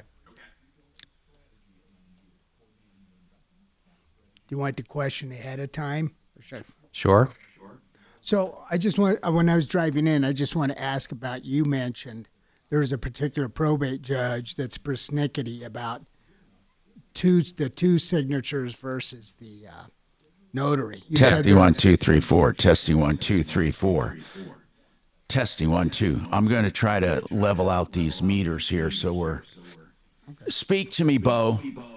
5, 6, 7, 8. Thank Dan you. McKenzie is our Testing. guy. Let's see if this works better, and I'm not overpowering. We want more Tom. Yeah. Tom wants more Tom. Sure, he has for Be honest. 45 years. Feels good when he hears himself talk. Just like you, Shan, man. Oh, dude. Hey, whatever affects X, and X is me. Mm. That is my motivation for everything. Somebody goes, Axe, let's count to 5. let's do what? I wonder if Axe can count to 5, though. What's the joke? Why can't I count to 5? I don't know. I'm just screwing with you. He's Well, a troublemaker. Well, Little let's, fella needs to pipe down. Every time I look over, I just see his eyes peering at me over the monitors. well, why don't you put me at a different station next time I come over? You said Then you like the double monitors. It gives you time to press and learn about buttons. Yeah. Better When I not learn push about buttons. And I push buttons, Tom gets mad at me. Yeah. As he should. Yeah. I don't How long need a you been bunch here, of Bo? I don't need a bunch of old fuckers pressing buttons. Yeah, one's enough, huh, Tom? Yeah.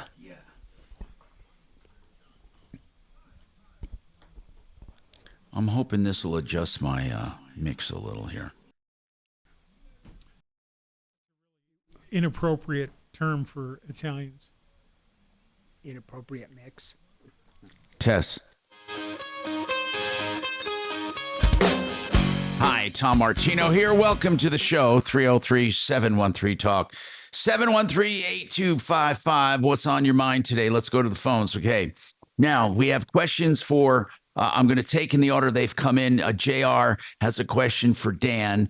And is this with your, this is the one with, go ahead, JR. Or no, Jeff. Are we still with Jeff? Yeah, we're still with Jeff, your stepmom. So what do you do in a case like this with Jeff? Let's go back to Jeff because JR wasn't ready when we took him before. Jeff has this will. What do you do? Okay. You think your mom, your stepmom, was unduly influenced and the will was changed and that guy got everything and the family got nothing. That seems suspect to me. It does. So what do you do in a case like that? Yeah, I mean, it's going to look like a lawsuit. It's going to look like litigation, right? And you do need to have evidence beyond just saying, I think this is unfair, and you're showing that she changed things. It's What not gonna be evidence would you have, Jeff? If you're in court with me and I'm telling you, you prove it, Jeff. What proof do you have that I influenced your stepmom?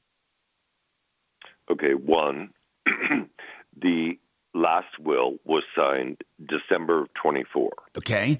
And then it all got reversed by him. The documentation I have a great deal is because he perpetuated a lie about the family, he turned me against them. I thought they were children of Satan. And it was only after her death did they reach out directly to me. And they were not evil. So he created this dynamic, and this woman, she could hardly see, blind technically in one eye and couldn't see out of the other. So she relied audibly. And so when he would speak to me, he would be on speakerphone so that she could hear it. And it just continued. So then as he convinced me that they had taken the condo and that he was working on reversing it. This was February 27th, I think. So he was giving you the impression that he was working for you. Well, working for her. I thought he loved her like I loved her. So, Jeff, you thought that this guy had her best interest at heart. You thought this guy was going to make things right. And all the time he was manipulating everything for himself. And it was my fault because that February text had a photo and it was, Jeff Meyer. Oh, sorry. I don't care. I don't care about. Hey, listen, what about this, Jeff? You and the other siblings or the nieces, are they these other nieces? They were heirs as well, right? Yes. How many heirs altogether? 4 of you? 5. And all 5 of you were aced out by this one guy. Is that correct? You are. Then why don't you 5 chip in together and file a lawsuit? So, like I mentioned, I thought they were terrible. And when I realized what had happened, I looked online and confronted the situation. I immediately got on with a lawyer. But then after, the nieces reached out and we realized the synchronicity of everything. I don't know everything. And they got a top lawyer and included. So where does it stand right now? I have a question for Jeff. Jeff. Hold on one sec, Bo. Okay, I'll have your question, but where does it stand right now, Jeff? The other siblings got an attorney, or the other heirs. Where does it stand in the courts right now? It is beginning. So my lawyer for the condo has served this person, but I don't believe yet that he's been served for, I'll just say, the niece's lawyer, which includes me. So what do you need? What did you need information-wise from our expert today, Dan McKenzie? I just, it's absolutely disgusting that somebody can, right, at least in the state of Florida, so My mom, she had a lawyer, regular lawyer, all her life. And then he took her to some RJ tax service and wheeled her in and got family as witnesses. And it was done. Right. Right. And the money that I mentioned, that's how they do it. In his name to a place in, obviously Florida. And, everything went to him and the conspirator. And I, however, never thought I'd get cash because I got the condo. Okay, but here's the bottom line. There's nothing you can do about it. I mean, if already you're going into court, that's what you do. But it is disgusting, and I've said this before, that changes to a will can be made so easily because as people get older and closer to death, they're apt to do things more rash than they would at a younger age. And maybe this guy talked her into it. But you know what, Dan? Even if he talked her into it, that's not in and of itself against the law, is it? It's got to be more than that. It's got to be, like I said, really isolated. Right. A lot of now, again, this is Florida. They might have a different standard, but it's usually like, I can't just suggest it to you that you change your will and put me in there, and then you do it. Like, that's not undue influence. So, Jeff, but Tom, go ahead, Bo. This is really important. At the beginning of this long-winded conversation, Jeff, you mentioned that your stepmom conveyed a beneficiary's deed. So but he did away with the beneficiary's deed. Well, how could you do away with it if it's been recorded and drafted? He changed Florida, the documents. The particular deed, Ladybird deed. Yeah. They're not required to contact the person who's being removed, just like HIPAA. Did you see a copy of this beneficiary's deed? It should be recorded. Did you actually see it? Bo, do you understand how recording works, Bo? If a recording, listen, if a beneficiary's deed was recorded showing him being part owner when she dies or all owner, and then they change the beneficiary deed back to a normal deed and left it to the other guy, they are allowed to do that. It's not one and done. Just because they filed a deed doesn't mean they can't amend it. Okay, I didn't know it was altered afterwards. That's what he said. Okay, he said they altered it. He said they took him off and put the other guy back on it. So not back on it, but on it. So they altered the beneficiary deed or the Ladybird deed. Jeff, it sounds like the guy outmaneuvered you. And unless you can go to court and prove otherwise, he's going to get to keep it. I'm convinced that there are people that's all they do. They go out and convince older people to sign over their assets. I really believe that. There's not much you can do about it except file a lawsuit. Sorry. And go ahead. No. The only thing you can do is file a lawsuit, and it sounds like you guys already done it. Is based on the dynamic, which December 24 had a real will with family and myself. All of 2025 first was the money, the investments she had. Yeah. And then in July, it was the condo. I get it. And then she died in January. I get it. You're saying he was gradually taking over everything. I get it. I get it.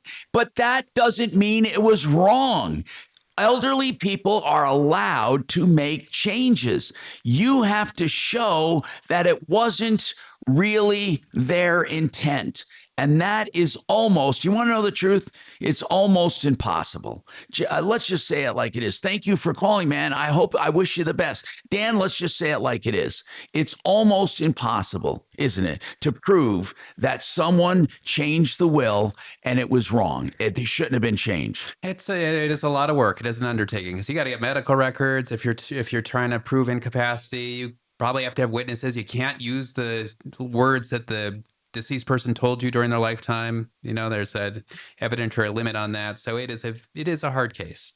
Yeah. So in any case, I'm just saying that, the best to you. You're going to a lawsuit. That's where it should be. I'm Tom Martino. We have more right after this.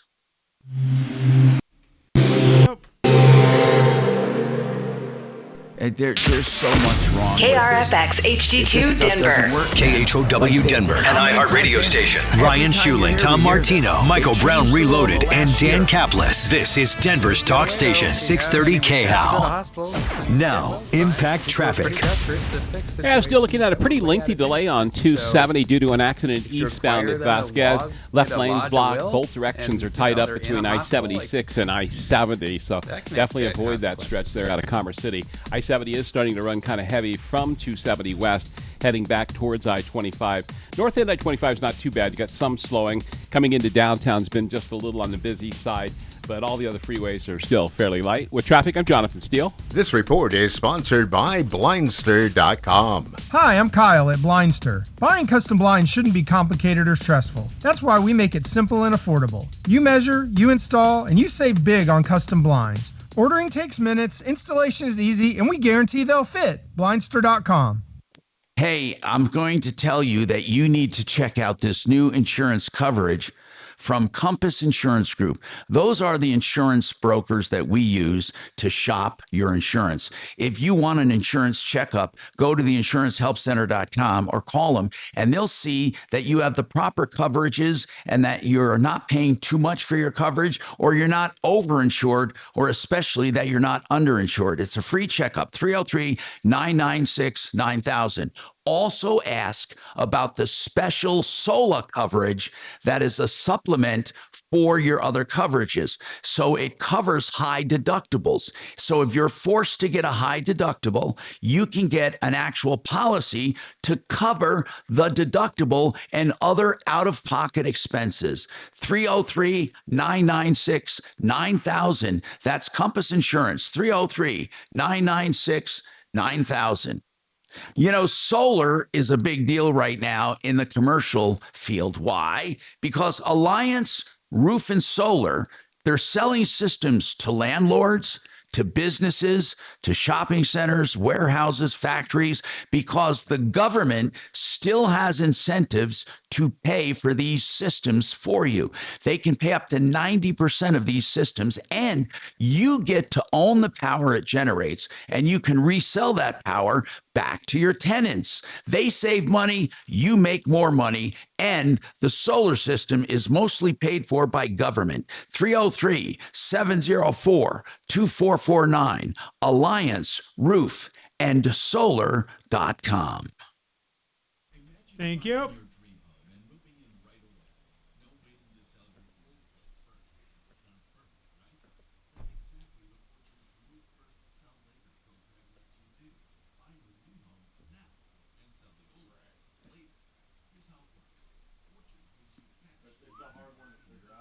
Hey, morons.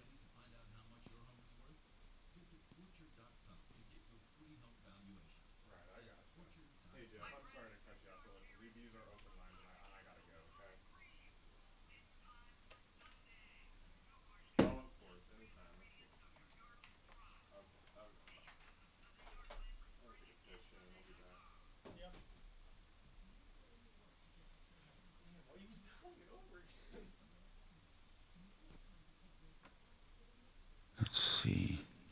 Where be?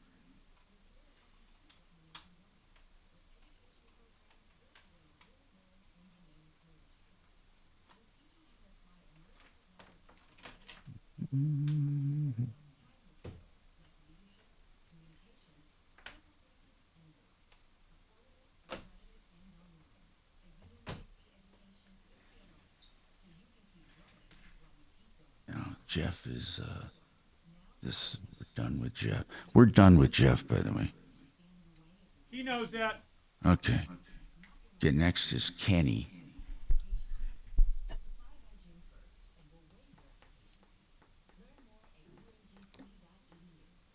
And I'm worried Bo is not in the studio. Who knows what he's rummaging through? I know. He's a freaking busybody.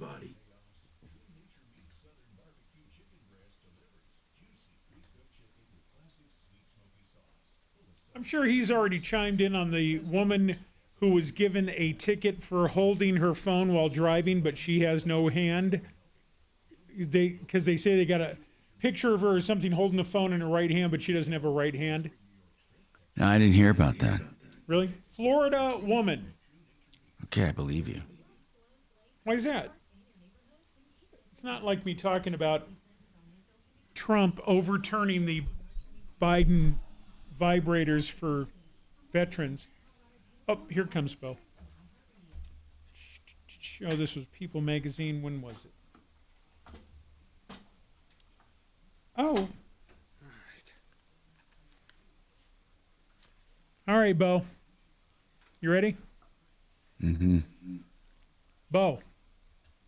Bo, can you hear me? Son of a... He put his headphones on, then took them off. Bo, you got me? Yeah, I got my headphones on. All right. What do you want?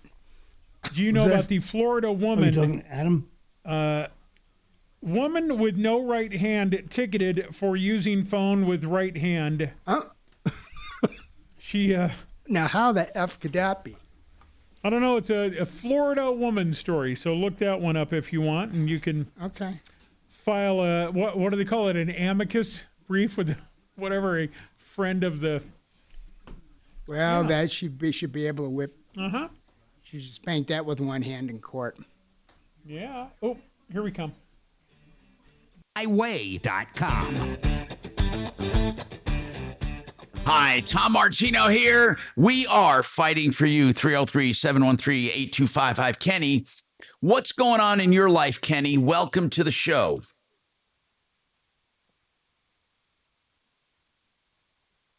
Is Kenny there? Should be there.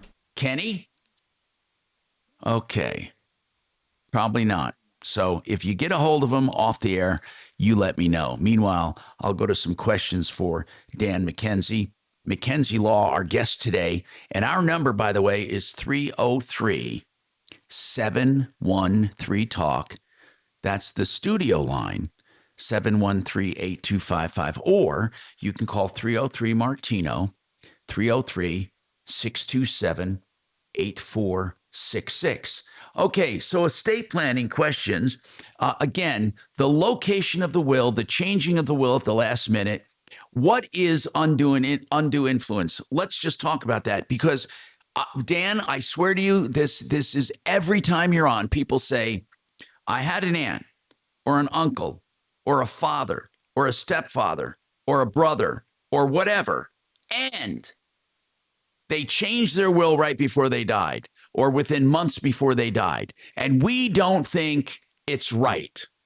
What do you do in a case like that? We don't think it's right. Right. And people can change if they want. Yeah. Yeah. Every restriction you put on people changing their wills, like at the last minute of their lives, there are situations where it goes the other way and they should be changed. A lot of people come to us who are in a precarious health state. And, we always try and assess, does this seem like they're doing it on their own initiative? Is there somebody pressuring them? Do they understand what they're doing? Right. So, if they're working with a lawyer, lawyers are supposed to assess that and make sure that the person really is doing something they want to do. But we've had people come and pass away very shortly thereafter. And the length of time after the will's changed that they live that's not proof. No. The fact that they did it right before they died. Right. Now, if you wanted to argue capacity, how do you do that after someone is dead? So for capacity, the question is, does the person seem to know what they own? Do they understand what they're doing? Like with will now. So how do you go back and prove that? You talk to friends and neighbors and all that? Well, I mean, that's the purpose of the witnesses that watch them sign the will, that, part of that ceremony is to make sure that the witnesses see, does this person seem to understand what they're doing? Wow. And so this one seems suspect because every single family member was aced out and this neighbor was put in. Yeah. I mean, that's weird. Yeah. But they don't go by weird, do they? In the law. The law, it does. No, wait. Do they ever say circumstantially, wait a minute, you mean to tell me he took all 4 of his relatives off of there for you, who is a neighbor? Yeah. I mean, I think the circumstances are certainly going to affect how people look at this because, yeah, it does seem weird, but not unheard of. I mean, a lot of people feel like at the end of life, I'm not hearing from my family. We hear it all the time here. Yeah. And you're right. Sometimes they start getting pissed off because as they get older, maybe they aren't being visited or coddled. Yeah. Yes. We got a lot of people, of course, who are ditto cutting people out because they don't agree politically. You know, is that an invalid reason to cut somebody out of your will? It's not. Somebody wants to know about a follow-up trustee or an assigned trustee. If your trustee isn't available, how many layers do you go with that?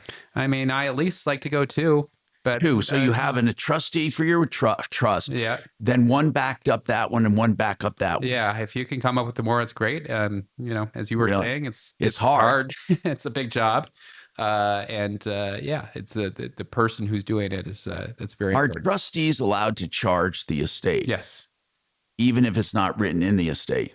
I mean, so again, state dependent, but in Colorado, we've got the Uniform Trust Code and they are entitled to reasonable payment for their time. Like, what would reasonable payment be? I mean, so what is reasonable is like at the end of the day, they're going to have to provide an accounting to the beneficiaries. And part of that accounting is going to be what did they charge? So do the beneficiaries think it's reasonable? So you have to, as the fiduciary, probably keep track of your time. And I mean, usually we see people $50 to $100 probably an hour. Okay. If they're not professionals. I've seen people charge as much as $200. That seems like aggressive to me because a lot of professionals don't even charge that much. And speaking of professionals, there are people who are professionals trustees. Yeah, they're licensed, they're insured, they're bonded. So do they have to be an attorney? No. So I could put my shingle up and be a licensed trustee. Yes. And I help people because I'd love to do that. You want to know why? Because I mean, I'm a little old now to do it, but I'd love to do it. Meaning in my altar life, I'd love to do it because then you cut through all the mustard and you do what's right. Yeah. You still have to follow the trust. Yes, you might get, the problem with being a trustee, of course, is you're dealing with potentially angry people, potentially unstable people Can a firm be a trustee? Yes. So a law firm or an accounting firm. And then they would designate someone within that firm. So it's not one individual. Yeah. Right. You've seen that happen. Yes. So that's a good alternative, I think, actually, because I think family members get messy. I mean, usually the family member who's doing the job is also one of the beneficiaries. So they're making decisions that are going to impact them personally. So there's a conflict there. All right. 303-713-TALK is our number. 713-8255 or 303-MARTINO, 303-627-8466.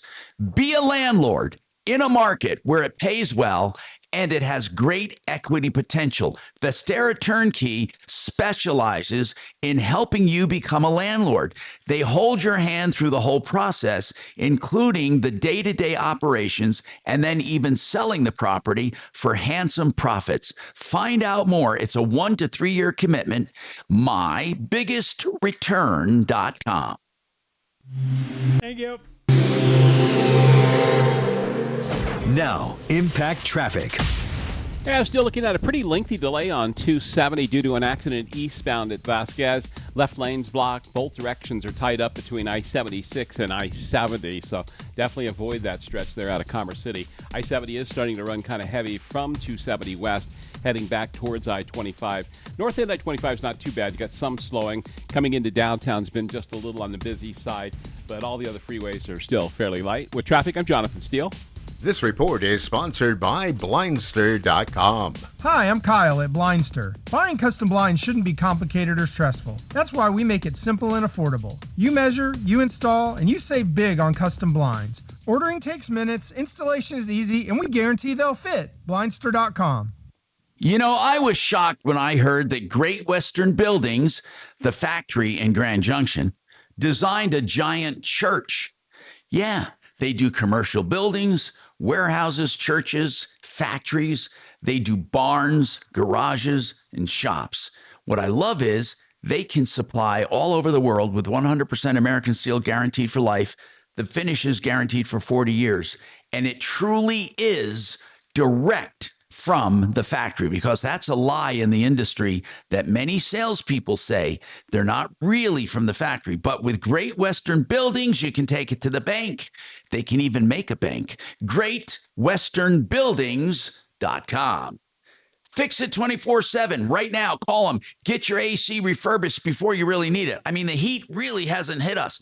But for $39, they take apart your AC and refurbish it. You will never get this level of service for a couple of hours from a professional team to come in, take apart the AC, put it back together with an extreme clean, tune, and check. Just $39. FixMyHome.com is the website. FixMyHome.com or 303-526-3939. Thank you. Okay.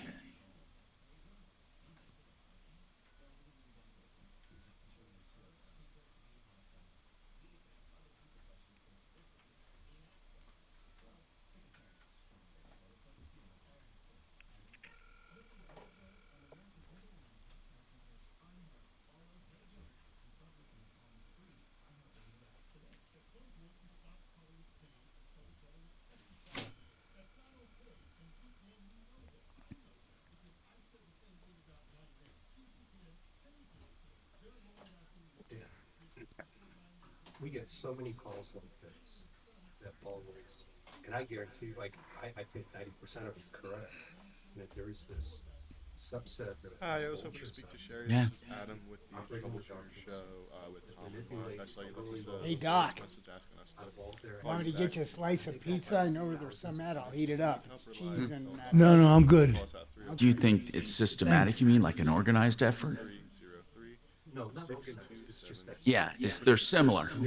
Yeah. That these satanic characters. Sons of bitches. We had a call like this from Lawrenceburg that Mark and I took, that we're convinced this asshole is stealing all of this lady's assets, like $1 million home. Who's in her late 80s. She's alone. Her husband died. She's like really naive. Very old son, like really naive. And she contacted me. Oh, David is just wonderful. He's been helping me. He lives down nearby. Hi, is this Sylvia? Hi, this is Adam with the Troubleshooter Show. I saw you left us a voice message. Correct? The Troubleshooter Show. Tom Martino. Good. How are you? Without anybody noticing. Yeah. You're all good. Anybody even notice? Yeah, that could happen. Do people ever get prosecuted? Did they ever get? Yeah. So, well, here's the thing. What, for that? For manipulating? The voice message That's that a you big gave for me. elder abuse. I just schedule and help people get on the show to get with Tom and talk to him about it. He's live right now, but we're just on a quick break. Did you want to go on and talk to him? Oh, yeah. Dan, have you ever uncovered real not right now, dastardly but in a shit? couple minutes, yes. No. Your It's client usually helped. fights between, If you're not free today, we second can schedule spouses the time. Is and that- kids is that from the all previous right? relationship. Dan, you never had a knives out sort of situation? Yeah, you should bring up some of your court cases. Yeah. Your Gotta- tough ones. Got to bring in some southern detective to. Have people ever come into your office and fought at your conference table? Like almost go to blows. Hey, I want this. No, you're not entitled Well, to this. first of all, usually they don't come in like that. They don't come in as a group. Yeah. We had one family come in as a group, and they assured us everything was great, and then almost immediately we're at each other's throats. Oh, no, really? Oh, God. Were they at Zoom meetings get out of control, I'm sure. I feel like that has happened. I'm trying to remember a specific instance, but Did they get out of control in your office or go out to wait till he went out the yeah, hallway? no, we haven't had anyone. I had a colleague who said one time he went into a meeting with a brother and sister carrying because he was like, these people are crazy. Oh my gosh, They're yeah. crazy. Yeah. I've We not have done to that. do that when Tom's in studio. Yeah. Just tasers, though, not a firearm. Just tasers. Oh, here we go. Free iHeartRadio app today. Hey, I'm Tom Martino, your troubleshooter, 303-713-TALK, 713-8255. I'm telling you that when you assign a trustee, you got to be careful. We have Dan McKenzie Law. We're talking about estate planning and wills and stuff, but we'll talk about anything you call about. So if you call about a problem, question, or complaint, we can shift gears in a heartbeat. 303-713-TALK, 303-713-8255, or 303-MARTINO. But really and truly, folks, communication is the key with your older relatives and you suspect you might be an heir, or even having a frank discussion, mom, dad, aunt, uncle, friend, whatever. If you have an estate plan, perhaps you want to go over it. We want to make sure you know exactly what you're doing and no one is taking advantage of you. But as someone said here, that maybe this guy was upset because he took advantage of her and someone else took advantage of her after he did. I mean, you never really know. All I know is this, that as you get older, you're going to have more and more people, if you have money, at your beck and call, and they're going to want a piece of the action. So it's important to have that, for nothing else, to have an estate plan so your assets that you've built up over your life, that they go somewhere to help where you want. And charity might even be part of it. I think as well, and I think a good idea would be, if ever changes are made later in life, even near death or presumably near death, I think an explanation in the will itself would be good. Dan, I'm saying you say this: I'm getting advanced in age and I want to make some changes. I've been disappointed. Seriously, now I'm saying this is like an example of something. Mm-hmm. I have been disappointed with the lack of communication with my family. I feel like I've been left out, and I choose now to withhold support for them and to now give it to so-and-so. Wouldn't you think something like that would really shoot down a challenge?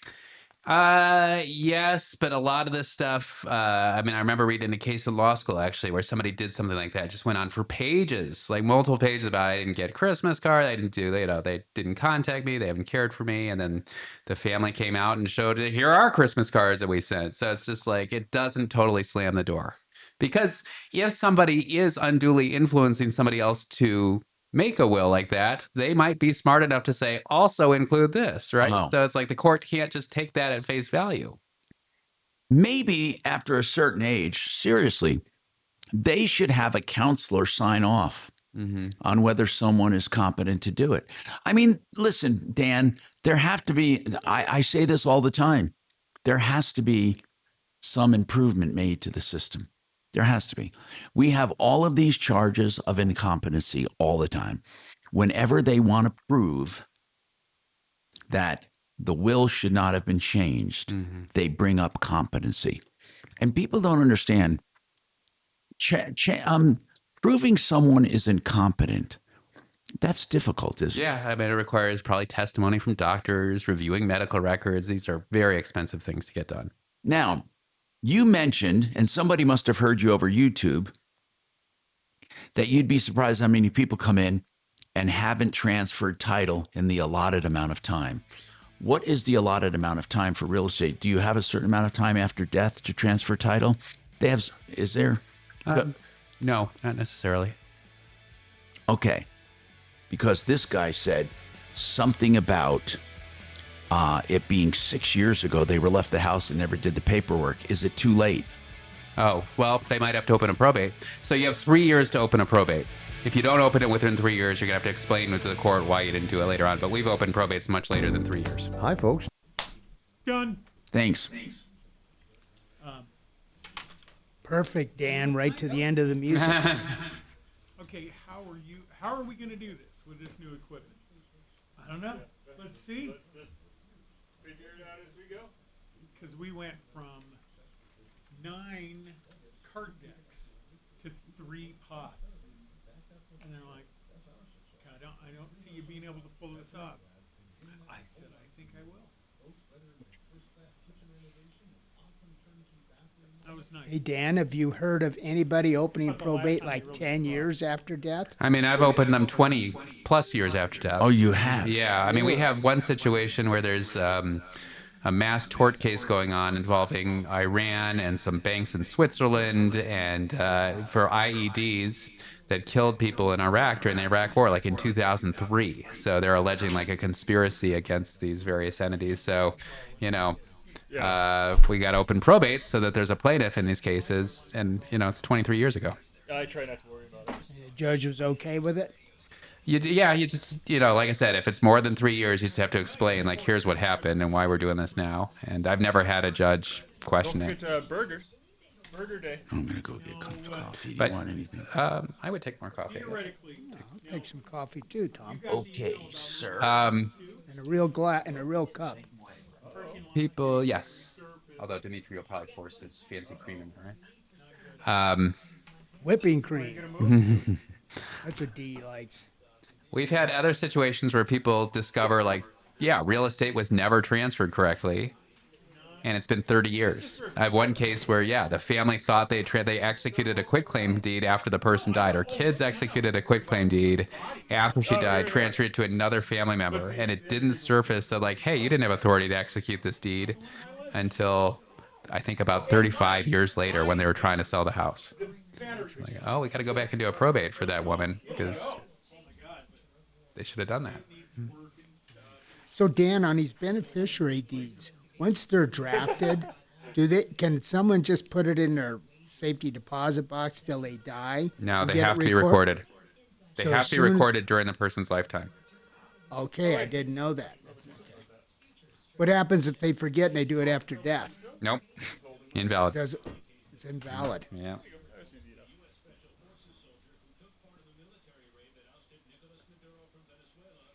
Yeah, Tom schooled me there on that last call. I was thinking the guy had the beneficiary deed obviously recorded. I just wasn't thinking in my head that someone could come in and I mean, that's the rule change it here. I around. don't necessarily know. Again, well, that guy was in Florida, so He was you a little know, slow. there might be a different rule there.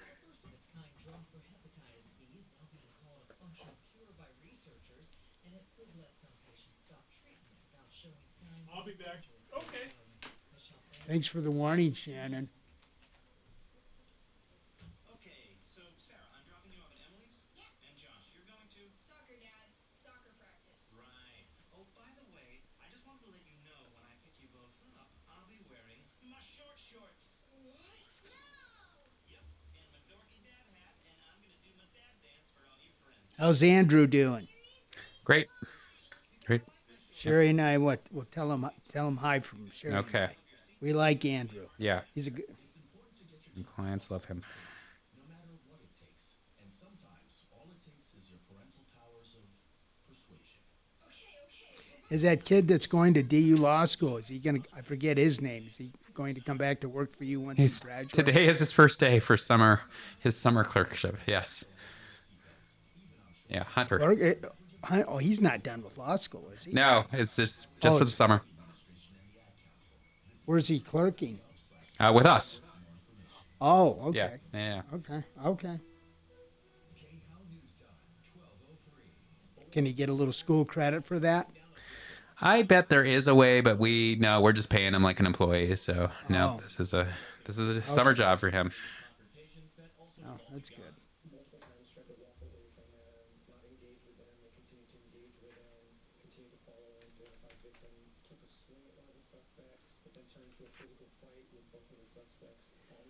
The suspects have since been arrested on multiple charges, but police say they still need to locate one of the victims to complete the investigation. A man who sexually assaulted a young girl at Pirates Cove Water Park in Inglewood last summer was sentenced to 22 years in prison. Trenton Moscovita pleaded guilty to second-degree assault and sexual assault on a child. Good, I hope you're sorry. 10 years total. Thank you for calling the Troubleshooter Show. Can I get a first name? Probation. Moscovita was arrested in the park shortly after the attack. You said Rob or Bob? I'm sorry. Entering the bathroom with the girl under false Bob, what can we help you out with? It's Bob. It's Bob, Adam. Bob. Yeah, you got it. You mind holding through this break till we get to you? Let me check our bridge.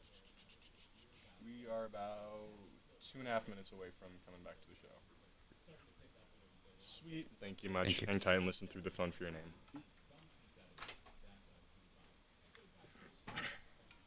Still time to spare.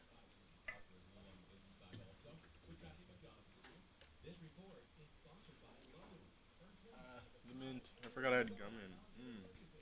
Delicious and spicy. Yeah, nice kick. I like when my water is nice and spicy. Especially when you're not prepared for it. Why did you just kick me in the face? Well, at least it wasn't that. Look at that thing. That's freezing That's cold. cold, yeah. Damn, that coffee sounds good.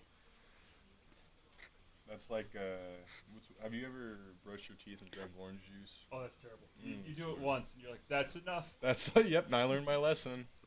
I don't know. I don't remember how old I was. I think like 14, 15 when I did it. I was like, oh, sweet. Got it. Oh, okay. Adam, what do you brush your teeth with? Me and Dragon were talking about the first time you accidentally brush your teeth and then drink orange juice. Oh, I thought you were saying you like to brush your teeth with Mike's It's like Hard a first Lemonade. kiss. You don't forget it. Yes, What's okay. that one sweet tea that I like? Oh, damn. Milo's. Oh, Milo's. I think Adam shut me off.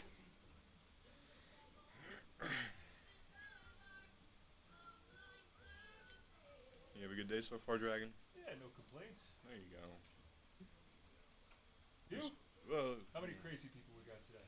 well, it's not even. Well, Craziest a couple. day ever? Well, I don't know. It's been interesting on the calls, but we've had 2 people call and then we go to them and they're not there.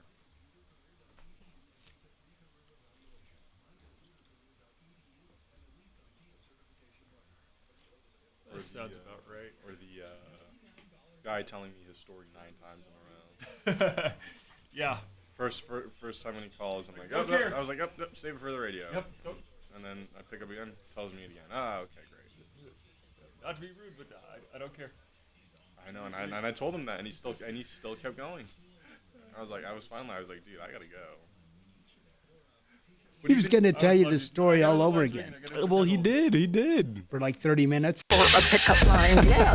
Dan Kaplis, afternoons at 4 on 630 KHOW.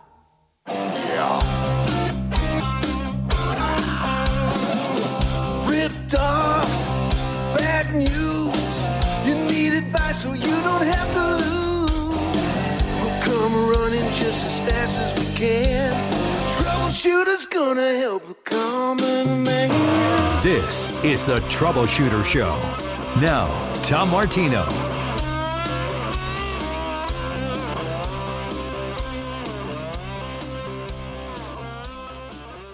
Tom? Are we on? Take it, Bo.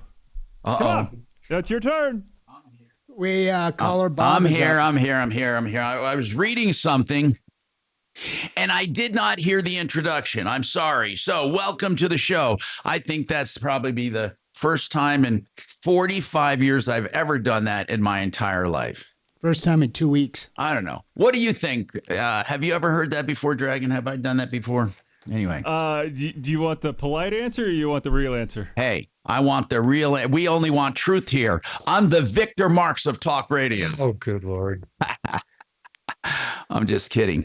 But bravo for everyone in the media going after him for the right thing, asking him for accountability. The guy is a squirmy guy, man.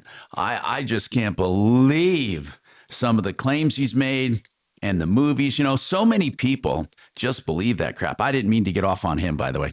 Okay, so let's talk to Bob, who has a question for Dan McKenzie. By the way, Dan McKenzie, McKenzie Law, he's with coplans.co or 833-CO Plans. He's helping me with my estate plan. That's a true story.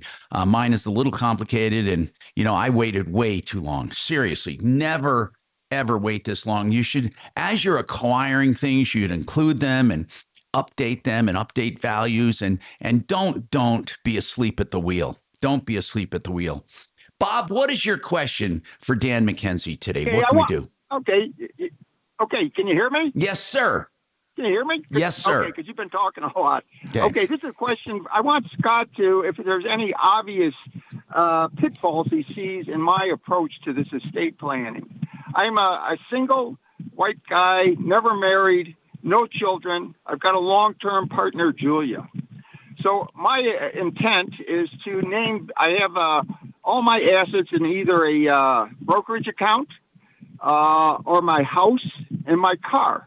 And I plan to use the brokerage account and divide the assets using beneficiary designations. Plan to transfer the real estate by using a beneficiary deed. Transfer the automobile by a form that the state provides for transferring an auto after your death. And I will have a will, just an ordinary will, not a pour-over will, an ordinary will in case I overlook something or one of these beneficiaries fails. I also will use a power of attorney to give to somebody in case I become incapacitated. And I have a medical power of attorney. Now, with that approach, does he see any obvious pitfalls?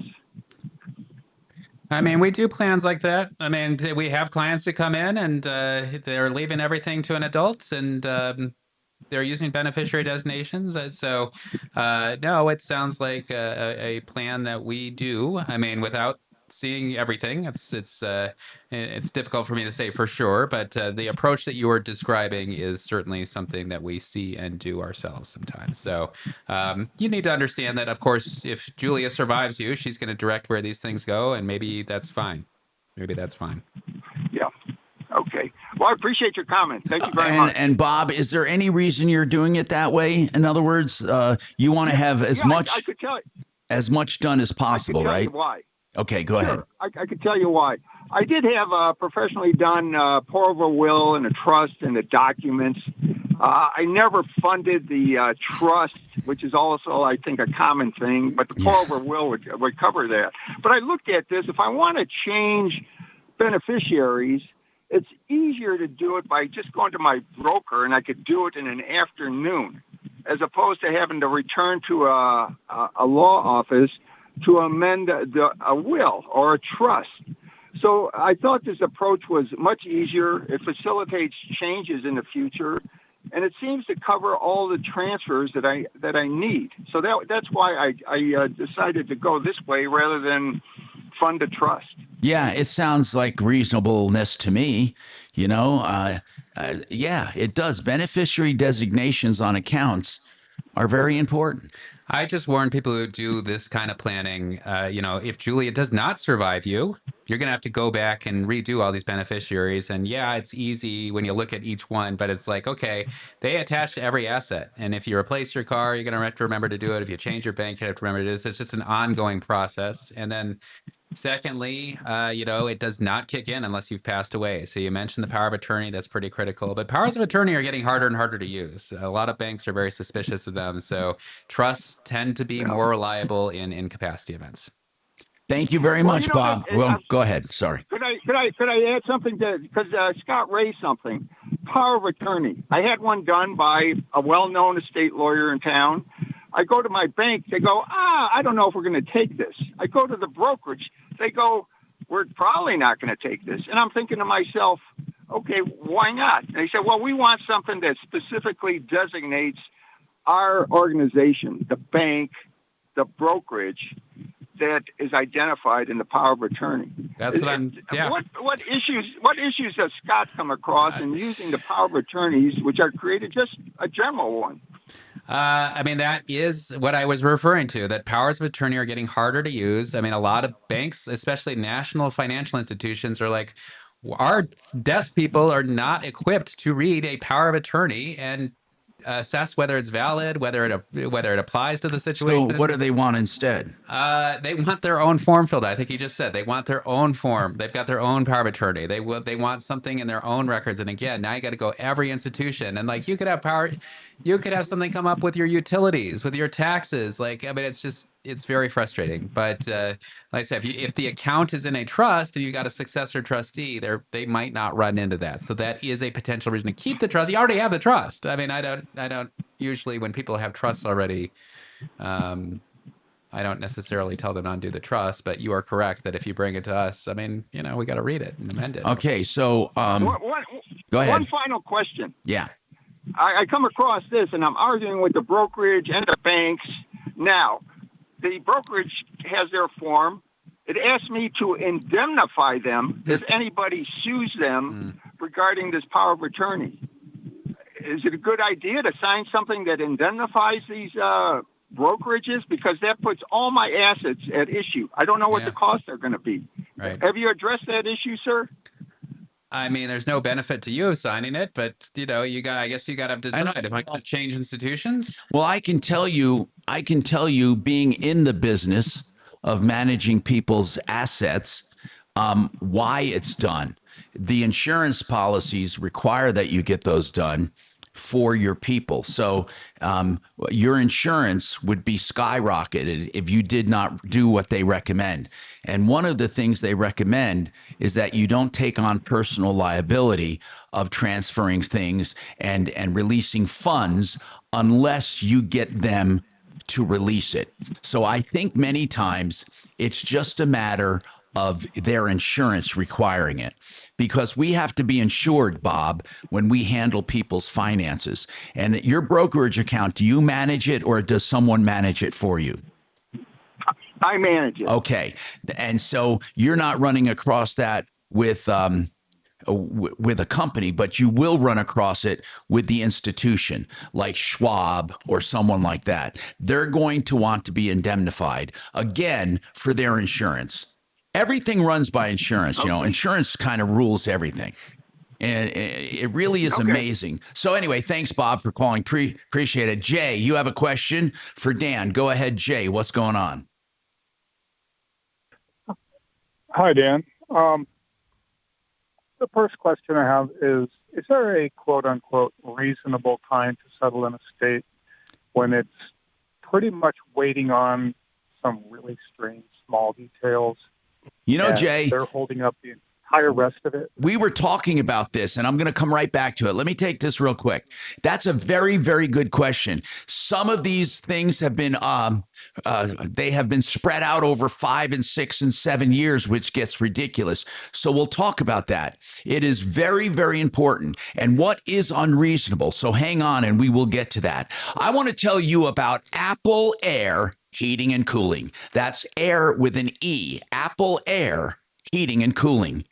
So you can go to appleair.com or give them a call, 303-733-2813. A family-owned, operated, and founding business since 1988. I know Todd from the beginning, and his sons now have taken over with him, and they have a family-run business with the best warranties in the business. They use Daikin with 12-year warranties, parts and labor.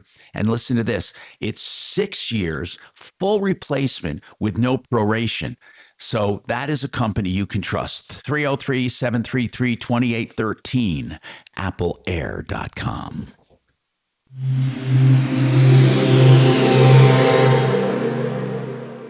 I'm consumer advocate Tom Martino, and I've seen the wrong way to sell precious metals. Tangled necklaces, mismatched earrings, broken watches, coins. The wrong way is not knowing who you can trust. That's why I recommend David Ellis Jewelry on 3rd and Clayton. He'll weigh it and pay it. He'll even buy your fine jewelry and diamonds. I've known him 40 years. It's time you get to know him. 2640 East 3rd Avenue. That's 3rd and Clayton. 303-322-8779. 322-8779. I love discountbath.com. I love Discount Bath because they say right up front, we're going to get you the best deal when you compare apples with apples. So here's what they do. They do the planning process with you. They'll talk price. They'll talk quality. In other words, if you want something quicker and for a rental maybe, or a fix and flip, they can do one level of trim. They're all wonderful, but they can do the dream home as well. Whether it's a beautiful walk-in shower for just $9,888 or a complete bathroom, they will talk to you and do all of the planning up front free of charge under no obligation. So contact discountbath.com for your bathroom remodel, 720-979-2322. I had 3 slices today. Come on. Then it gets 2. I had 2 yesterday. Bo, Take it Bo. home with you. There you go. There There you you go. go. There you go. Kids, maybe I should. What? You cut it in 3? One pizza. One piece of three? pizza will feed 3 kids. God. Yeah, and a couple bottles of water. All right, that sounds like a meal for a king. Huh? Oh no, I'm just cutting up audio from the last hour. That's Mark's gig, not mine.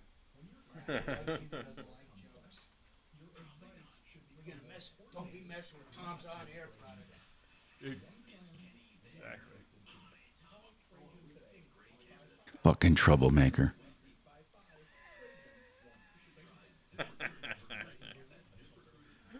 Everything's low. What do you mean? Can you You hear? haven't run the break. So? YouTube can hear us. Why can't he?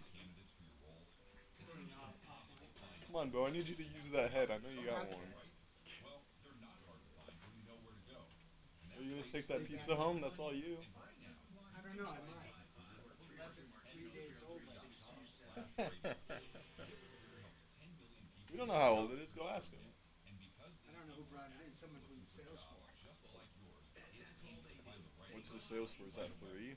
No, that's just. Oh, just that's the out there one. Oh.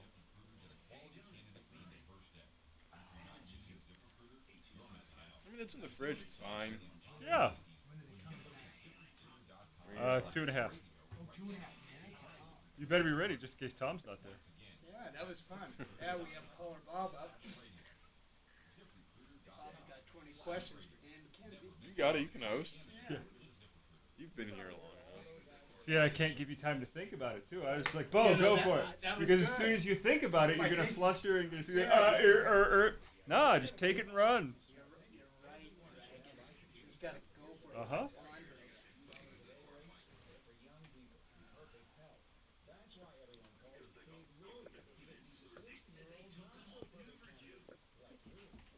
Yeah. You need a ride home, maybe? Sure, if you're offering. Yeah, I think I'm just going right home. Sure. What's going on tomorrow? What do you mean? Mark and Susan be in? No, they are not in the state. They gotta be coming back tonight because they have to go to that Joe Piano movie. Are they? I don't think so. I don't think so. She said they'll be back Monday. Yeah, I heard Monday. Okay, we'll make up for two. Two. But they've already seen the movie 4 or 5 times. So. 6 Who's times. coming over here? Is Jeff? I'm assuming Jeff and Vic are going. Jeff and Kev are going to Tom's. Wait, that means no pizza here. That's what I'm thinking. Son of a. Are Jeff and Vic going to your place, Tom? What's that? Are Jeff and Vic going to your place tomorrow? No, I'm coming in. Oh, you're coming in. Whoa! You're gonna grace us with your presence? I will. As long as Bo's not there. Oh, God. Wait, I need you to say that again Yeah, in about 10... wait until he puts his headphones on. Yeah, say that again in about like 20, 30 seconds. Oh, yeah, say it now. All right, say it again. Yeah. I said I will go as long as Bo's not there What do you mean? tomorrow into the studio. I don't need that shit. Okay, come into iHeart. I don't need I'll go over that to your shit. house. I don't need that shit. Bo just randomly show up to Tom's. Come into iHeart, Tom, and then I'll go to your house and I'll have more freedom. Gonna leave crumbs all over the place at your house, though. Grab it. Trajan Wealth, your trusted local fiduciary advisors. TrajanWealth.com. Hey, I'm Tom Martino. Welcome to the show. We got Jay, and he wants to know basically a reasonable amount of time to get to an estate, close it out, or whatever. Jay, are you talking about a specific circumstance first, and then we'll go on to general? Are you talking about anything specific? Rather, we have a trust from my mom. She left everything very clear. Here's the issue, real simple. Everything has been handled except there's one unknown that can never be known. And my sister's holding up everything, saying she doesn't have those exact numbers, and she never can and never will. What is it? So what is the one thing? It's the one thing is my grandfather before my mother had invested all over the place in all sorts of mineral rights. And they wander in and people look them up and find them and try to buy them or make They're a deals nightmare. or lease them. They're a nightmare. They are a nightmare. So In here's fact, where it's almost. I'm going to tell you the truth here. It's almost impossible to track them because they're done in acreages, not in the amount they're producing. And you could have thousands of acres that potentially have hundreds of thousands of dollars in value. But if they've only just started drilling, the drilling part shows a very little value. So they might end up selling something for 10 grand that has future value of 100 grand if they just waited a few years. It's very, very difficult to get your money out of it. Very difficult to get your money out of it. And you're right. It's going to take a very long time. And you usually find people frustrated and just selling them to get rid of them. So here's the weird thing. My mom said 10% of her estate goes to her church. Okay, we know what the house was worth because it's long since sold. We know what was in her bank accounts because they were closed and moved. We know those two things. She really had nothing else but mineral rights. These keep popping up out of the blue. She has apparently tried her best to find all the ones that exist. She's tried to get them assessed for a value, but they continue to pop in and out. My thought is, when you say pop in and out, what do you mean by that, Jay? Pop in and out? Purely randomly. For some reason, it's me that usually gets the mail. Someone will try to buy or make an offer on some mineral rights. Got it. My sister had no idea existed. And that's pretty. There are places you can search. There are places you can search, central databases that contain royalty owners. And we've done that. She's done that. My brother did that. But she's saying, since she doesn't know the exact number of them that are out there and this and that, and they continue to come up, she can't give the church an accurate number to write them an accurate check. Well, that's true. I say, that's true. Give them 10% of what you have and what you know, and as they come in, write them 10% of anything coming in and settle this dang estate, because she's sitting on hundreds of thousands of dollars on a premise that she needs to have an exact number that she cannot and will not ever have. Now, how long is this reasonable? Well, why don't you liquidate? If you liquidated the oil and gas royalties, then you would have a finite amount. Well, she liquidates them as she can, but I'm telling you, out of the blue. How is she liquidating them? How is she liquidating them? When she's made negotiations, some people say no, some say yes. They buy them. Okay, or they lease them, and then there's a number. Sometimes they say, nah, we're not as interested as we were a minute ago. Right. So they're out there, but they also continue to come in unknown. Like I'll send her an envelope with a company making an offer on something we had no idea. Right. And we've gone through databases, and she's looked everywhere she can, but she probably will never know that number. Is it not reasonable that she simply gives the church 10% of everything we know of, gives us all Of course you guys can interpret it. It's open for interpretation by the trustee. But if this trustee is, why would the trustee hold up everything over that? Well, to be quite honest with you, I got no idea. I don't think she should have been the trustee, and that's just my opinion. It's a big family, and she's not on the higher end of the brilliant scale. Well, there's not much you can do about it if she's choosing to wait. You're right. It's never going to be known. Never. She's never going to get a finite amount unless you liquidate and sell all of them. But you're saying some exist that you don't even know about a few months earlier. Yeah, in the 80s, my mom sold everything she was aware of. Okay. And they're still coming in. And sometimes she would get huge offers into the late. Well, they can always distribute. You can always distribute everything right now and then just make future payments to the church. But there's no way well, I'll have to read the trust. I think there's got to be something in there. My mom was smart. Got to be a way to encourage her to settle what's there and wait as it comes in. Everybody can get their piece and part of the remainders, because it's frustrating to watch these tiny little details that will never be known. I see hold what up you're saying. Everybody. Yeah. It's Yeah, I want to ask Dan McKenzie. Dan, do you do any evaluation of that kind of stuff, like, you know, on what people can do for that, and evaluating it and settling it, or maybe writing an amendment to the trust for that?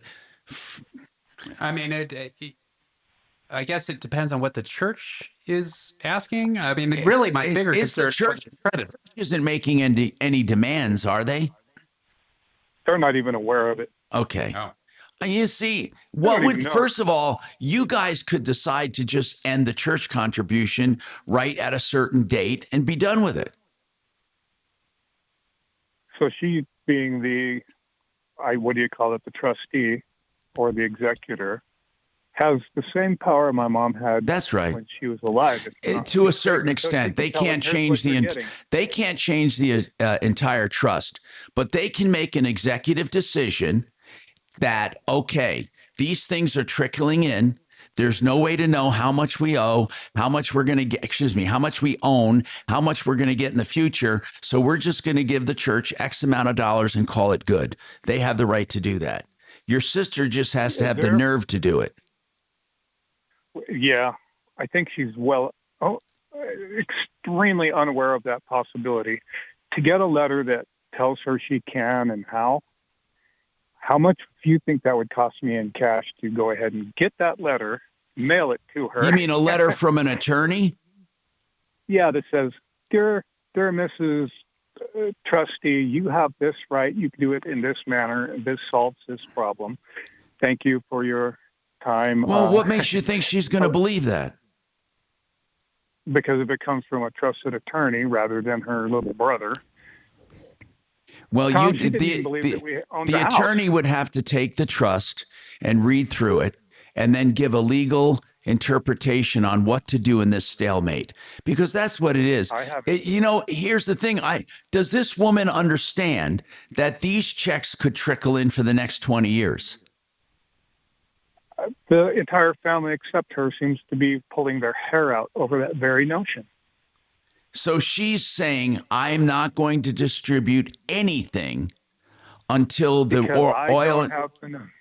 Okay, but she does she can do all of the numbers except the oil and gas, and then just do the oil and gas separately. Thank you for reminding me of why my hair is falling out. Okay. Well, if you can't get her to see that, there is a way to remove a trustee, isn't there, Dan? Yeah, every trust has a way to get rid of a trustee. I don't know about that. No. Some do, and some. I mean, we see some very short trusts that, poorly written ones would not. Yes. You should look in the trust document to see what you have to do to remove her. I think my brother said we have the ability to remove her. Then you remove her. Then you remove her. And then what you do is you make a distribution of all of the other assets, and then you keep the oil and gas separate for future disbursement based on what they believe the church should get. She's making way too much work out of this.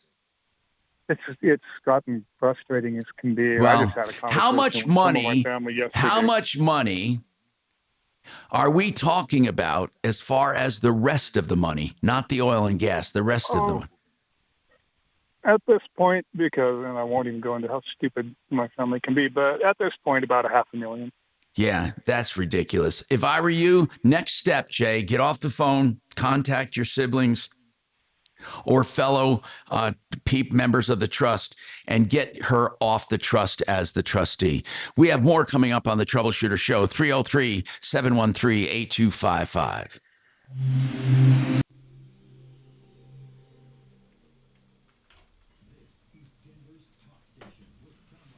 Man, that's a terrible way to...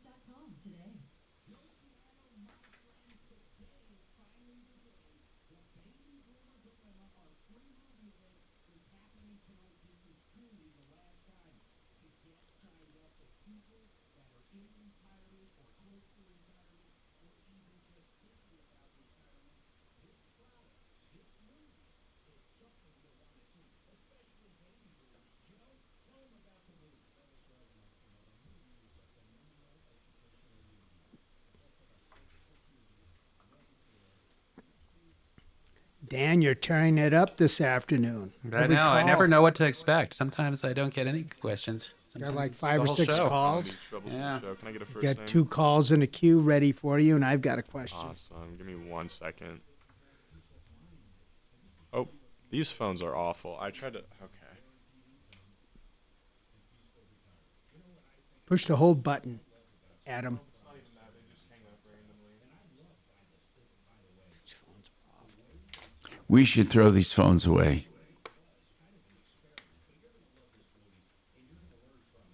Well, how old are they? Look modern to me. They look modern to me. The word modern isn't even modern, you ass. Okay. Good way to put it, Tom. They're contemporary phones.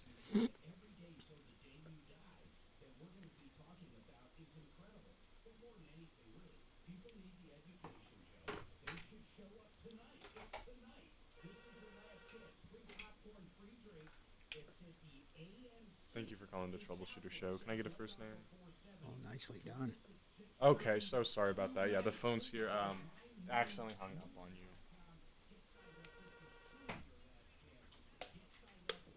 you. Oh, okay, give me 1 second and I'll help you out. Thank you for calling the Troubleshooter Show. Okay, and they hang up.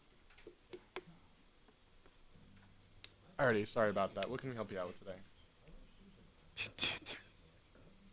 Question for Dan? Yeah, you got it. And you said your name is Jesse or Jessica? Are the car guys coming into iHeart, Tom? Yeah. Along with you? Yeah. Oh, okay. I'm gonna just I'll put be you on taking hold, a listen day through the off phone then. for your name when Tom calls it. Why? Talk. Sound good? Well, because you guys will be here. I said I'm just gonna put you on a brief hold, and when we come back to the show, when Tom calls. Well, there'll probably be too many of us. Yeah, Doc needs to come in. That way he can have his personal phone calls up.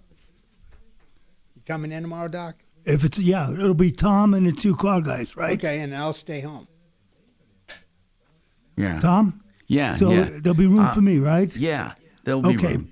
All right. Is Deputy D coming in? I don't know. Yes, D is coming in. D has instructions to be in every day this week. I think so. I think D is our disaster quarterback.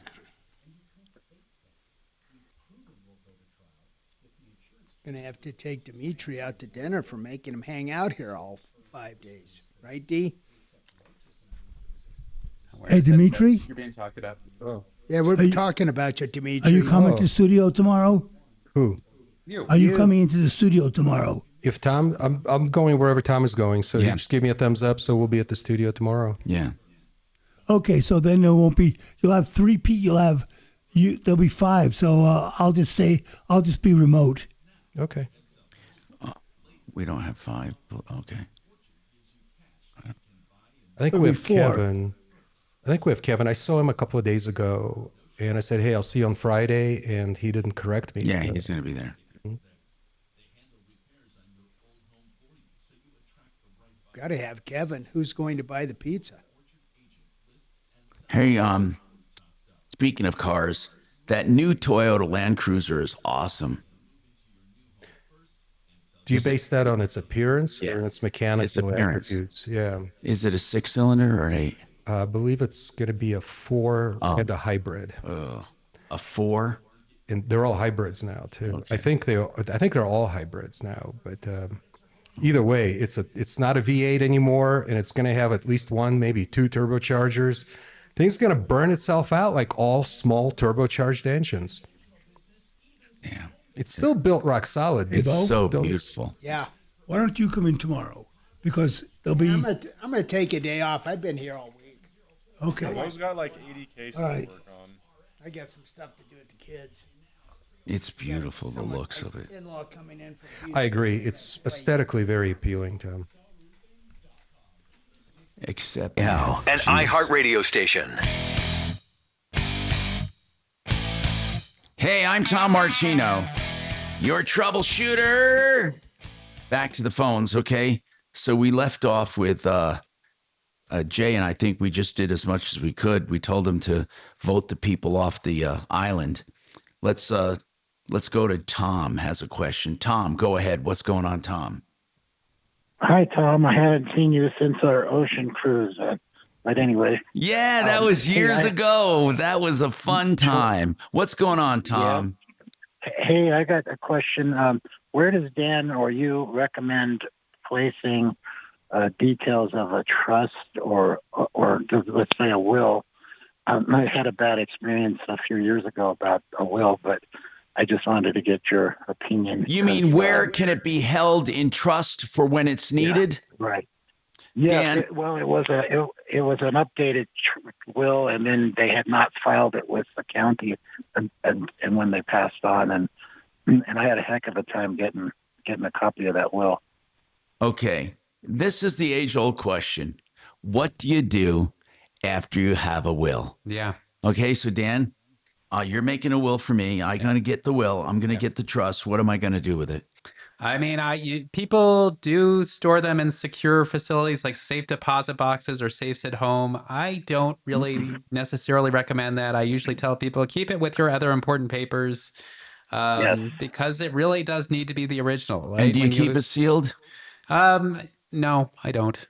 Like in a sealed envelope? I've seen that done, but no. There's no reason. So what happened in my case was we had a copy of an older will, and we suspected that there might be an updated will. Yep. And as it turns out, we went to court. We got appointed as trustee or executor or whatever it was called now, and then we took that paperwork to the bank to access the safety deposit box, and we were denied with that. And they said you'd have to take it up with the district attorney, and I pointed out where that's a violation of Colorado law, and they said, we don't care, we know. Take it up with the district attorney? Yeah. Yep, that's what they said. And so as it turns out, I couldn't get to it, but then I found another account that was a POD bank account, and I was able to get to that. I even showed up with both safety deposit box keys. And well, what's the is there a lingering issue still? No, I got it solved, but I'm just cautioning you that because it's the law doesn't mean the bank's going to have you have. In fact, I wouldn't trust a bank. Banks would be last on my list. Yep. And they say you can access the box for the sole purpose of looking for such paperwork, but I found that that's not the case. No, I would never use a bank. I would use an attorney, a law firm. Yeah, that's where we ultimately found the backup will was with another attorney. Can you, Dan, does the law specify where you can't keep a will? Can you keep it with a neighbor? I mean, no, literally, where can you keep a will? For example, can my wealth management company, Martino Capital, can it keep in our encrypted files? We have files on clients. Are we allowed to keep a will? Well, it's really got to be the original copy. So, I mean, it's got to be like a paper copy, right? Okay. I mean, if there's no paper copy, there are ways to submit, copies, but there's more process. So, who is in the business of keeping wills? I mean, attorneys used to do it, but that creative project. We see just all the time. Yeah, from people like 30 years ago, I created a will for this person, and it's still sitting in my vault at my office, and I don't even know if they're alive anymore. Oh, so man. It's a difficult problem to solve. But I usually just advise my clients, like, look, keep it somewhere where people are going to look for it, right? I mean, let's not overthink this. Yeah, well, great advice. But where would people think to look for it? I don't know. I wouldn't know if I walked into a house. Where would I think to look for it? Yeah, I don't know. Where? Well, usually people tell you, right? Like if something happens, look in this bookshelf or look in my file drawer in the office or something like that. Or give it to That's each air. Give it to each air. Can you do an original for each air? Can you have more than, and then because they each have an original, then they compare them at the reading. Really? I do not recommend that. No? I do Why not? recommend that. Why? It just creates potential inconsistencies. But that's like They the update majority. things. But it's like the majority report. Yeah. No, we do. It is. It's like, hold on, we got 3 that say this and 1 that says this. Yeah. No, If we did that with original wills and 1 was slightly different, wouldn't the majority win out or not? I can't predict that. I mean, a court would probably have to weigh in on that. So now you're in the world of unpredictability. But I do not. I think lawyers do not. It's standard practice. They will do 1 original. 1 original, and then you give it to your client, and good luck to you. Yeah. Yep. Jeez. Man. Yeah. And okay, we don't. Thank you for bringing up the topic, but we're more confused than ever. So we have Jackie and we have Linda. We didn't take them yet. We're going to do that right after this. 303-713-8255. More right after this.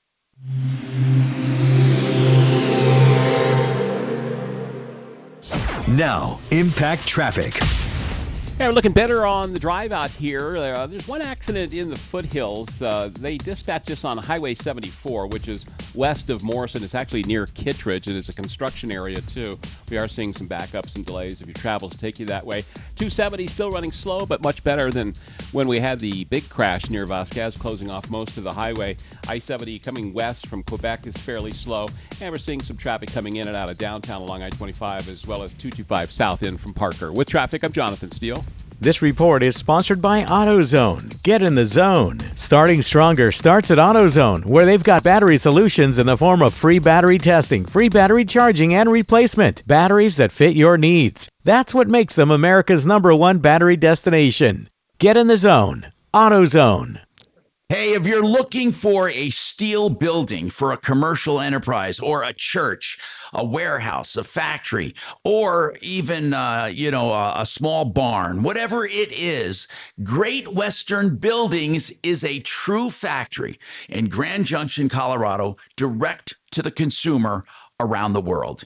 And there happen to be in our backyard. So if you want an engineered building for you with 100% American steel guaranteed for life, go nowhere else. Go to greatwesternbuildings.com.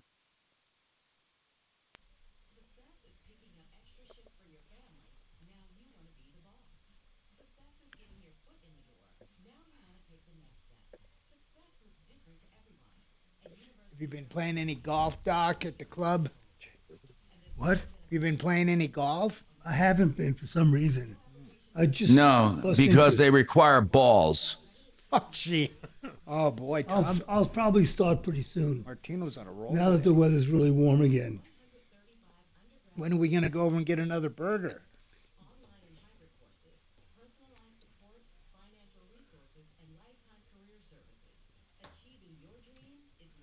Invite Tom and let him pay. Yeah, we should do that. Definitely.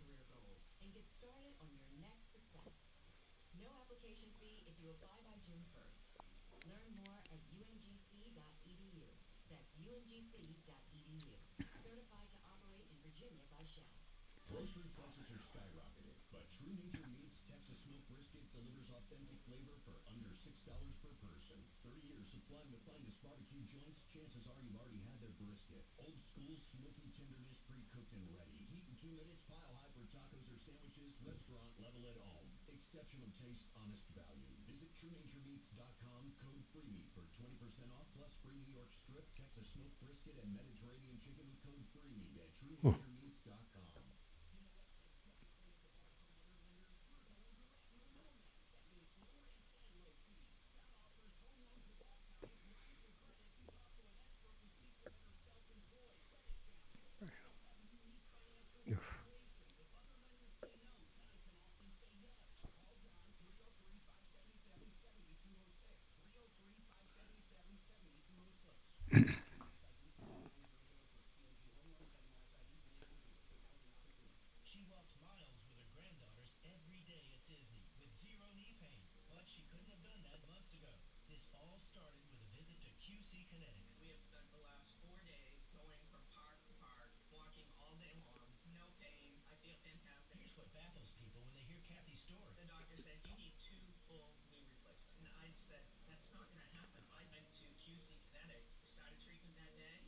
couple of weeks I was absolutely pain-free. It's the kind of story that QC Kinetics hears from patients all the time. I cannot thank QC Kinetics enough for giving me my life back. I'm active again and loving it. I'm well over a year out. I've had absolutely no pain in either knee. Before you agree to surgery, listen to this.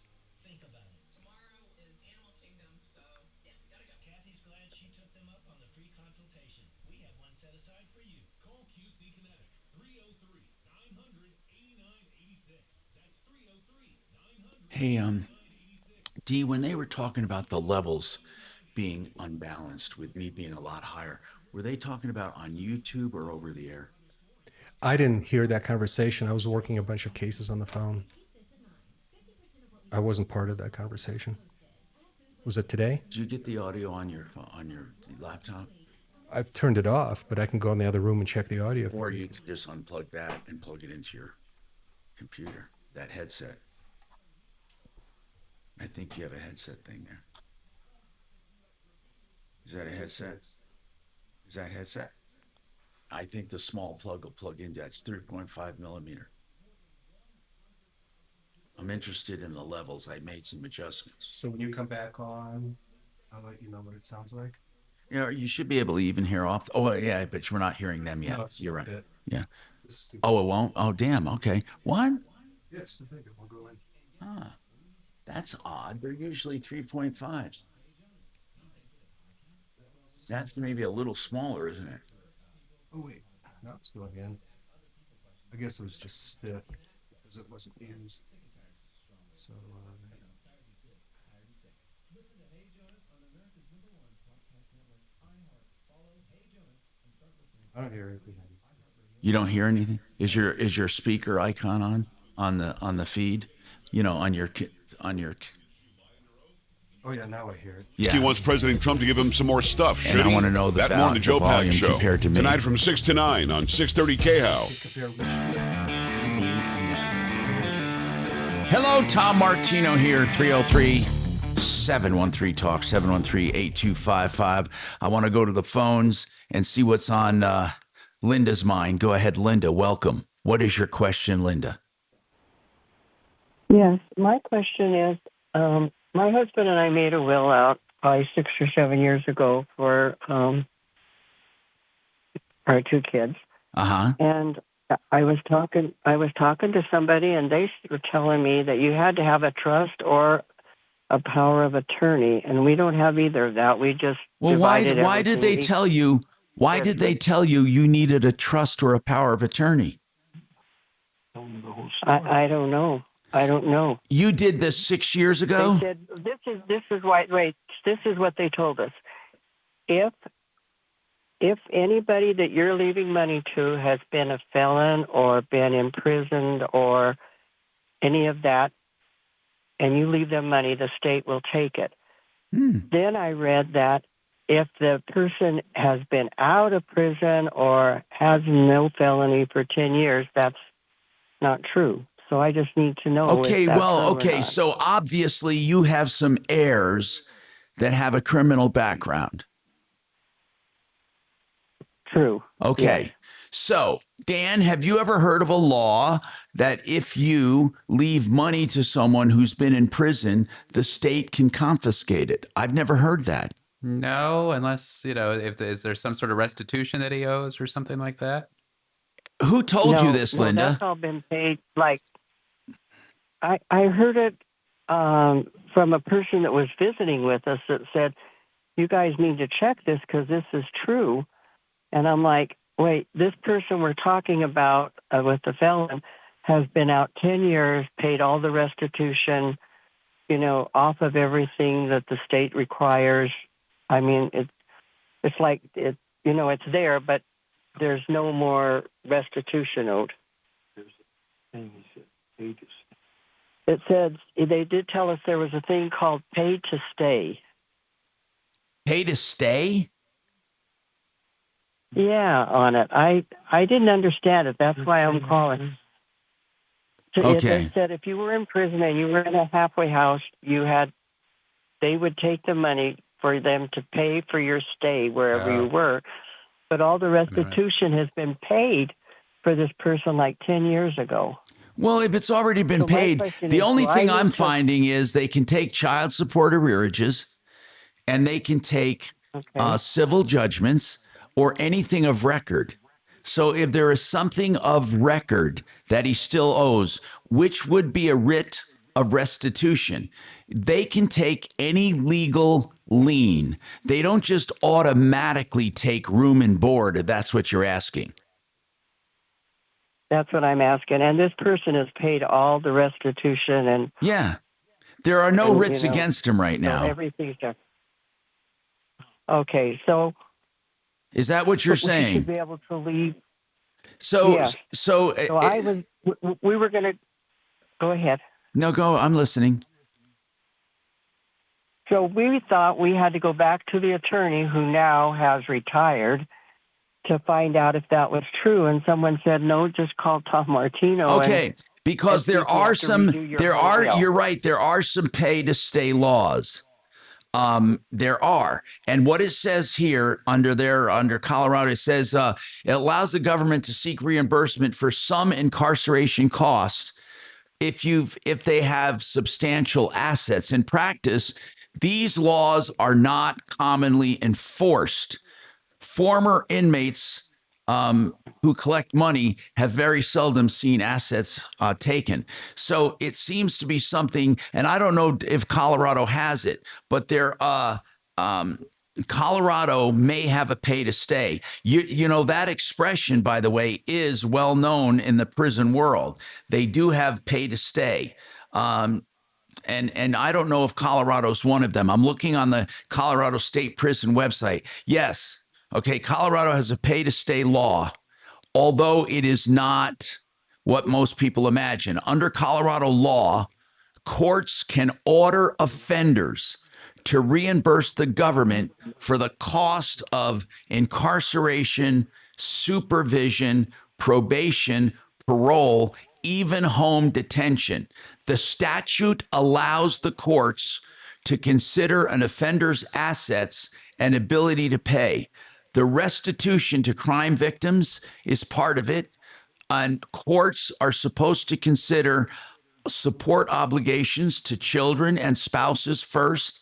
And then they're supposed to consider the offender's need for the resources after release. So it's done on a case-by-case basis.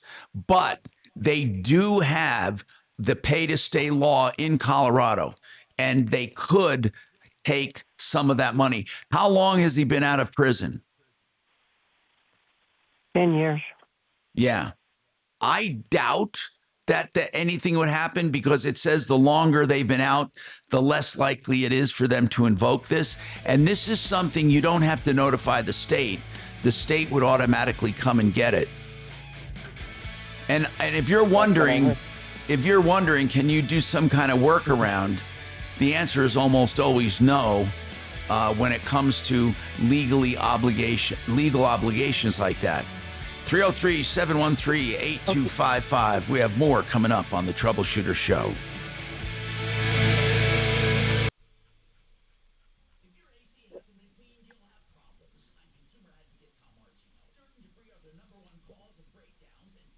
Tom, they can seize inheritance. They can, right? That's what I said. They very seldom do, but they can. There's a whole section titled Right, Seizing pay to stay. Inheritances. Mm-hmm. Did you read the part that says they very seldom do that after longer? That's At the law review article? No. Oh yeah, Genesis at 130. Yep, you're right. Yeah, I was just in my head. I was like, wait a minute, we filled the banker one. Yeah, the banker one threw me off for a minute when I saw it. Because Mark recorded that the other day when he was in. So. It only makes sense. Thank you. You know, so Dan, you've never seen it. I haven't. I don't have a ton of clients who have that issue. I mean, we have some. I don't be too glib about it, but usually they're disinheriting those people. Right. Okay. Where are you looking at, Dan? I mean, D. It was at the Colorado Law Review. And it said, did it cite cases where it happened? No, it was it was Because like there are definitely pay to stay laws in Colorado, but the article I read said they very seldom enforce it, which means what? I don't know. I mean, so what do you just do it and hope they don't enforce it? Yeah, Or just don't tell the state. Get the convert it to cash as quickly as possible. So what I would do. A growing Ebola outbreak in Central Africa prompting the Trump administration to set up a 50-bed facility in Kenya for any Americans who face quarantine due to the Ebola outbreak. And tennis favorite Jannik Sinner out of the French Open. His 30-match winning stretch broken in the dangerous heat across Europe. This is ABC News. California Governor Gavin Newsom officially endorsing L.A. Mayor Karen Bass in the city's mayoral race. Current LA Mayor Karen Bass, along with her former ally turned opponent Nithya Raman and former reality TV star Spencer Pratt, are locked in a very tight battle for LA Mayor. According to the new UC Berkeley LA Times poll, the poll finding 26% of likely voters support Bass, 25% Raman, and 22% Spencer Pratt. His campaign has been focused on wildfire recovery. If no one candidate gets 50% of the vote next week, then the top two head to the general election in November. Alex Stone, ABC News, Los Angeles. Former First Lady Jill Biden giving interviews for her new book, saying she was worried then President Joe Biden might have been drugged ahead of his widely criticized 2024 debate. Gail and Oprah. Her upcoming memoir shared by The Atlantic coming a day after CBS News released part of an interview. Former First Lady saying she also thought he was having a stroke at the time. Jill Biden, ABC News. Did you hear that Jill Biden said that Joe was suffering a stroke during the 2024 debate? No. Oh, she thought he might have suffered a stroke. We don't know that for sure. Well, she is a doctor. Yeah, right.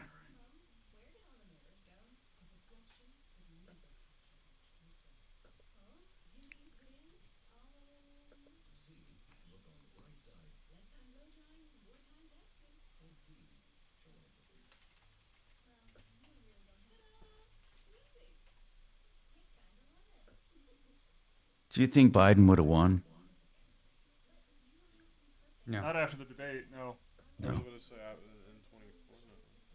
For more information on every cold-up, visit adoptuskids.org. A public service announcement from the U.S. Department of Health and Human Services, Adopt U.S. Kids, and the Ad Council. K-How News Time, 103. Three people were taken to the hospital after escaping a house fire in Westminster.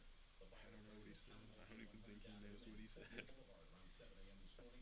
Firefighters were able to control the fire in the middle unit of the townhome. The three individuals self-evacuated Still and were works. transported to the hospital for minor injuries. I'm assuming. Oh, is that? Or that might be that. Investigation. Denver police Yeah, say he- was found yeah. hiding in an air conditioning unit after losing control of Something over his there. car. Officers responding to the initial crash at the intersection of 45th South Drive and North 4th Street, just south of I-70. Police say the driver went through two fences before slamming into a building, then fleeing on foot. After canvassing the area, officers found the man hiding in an AC unit, and after some negotiating, the suspect surrendered. The suspect was taken into custody and arrested on an investigation into criminal mischief. And lastly, Governor Jared Polis has signed a new law cracking down on people who feed wild bears in the state. The new law means officers can give out a ticket instead of a warning if your actions lead to a human-bear conflict. As of now, it is not committing a misdemeanor offense. With your latest check.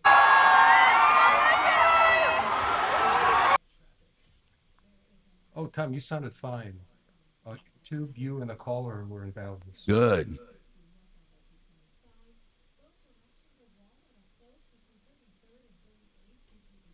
There's an accident involving a mail truck on the southbound Broadway along with Parkway, and the vehicle was hit pedestrian. Crash on 120th unknown. Cynthia Urbanez returns. This report is sponsored by Blindster.com. Hi, I'm Kyle at Blindster. Buying custom blinds shouldn't be complicated or stressful. That's why we make it simple and affordable. We measure,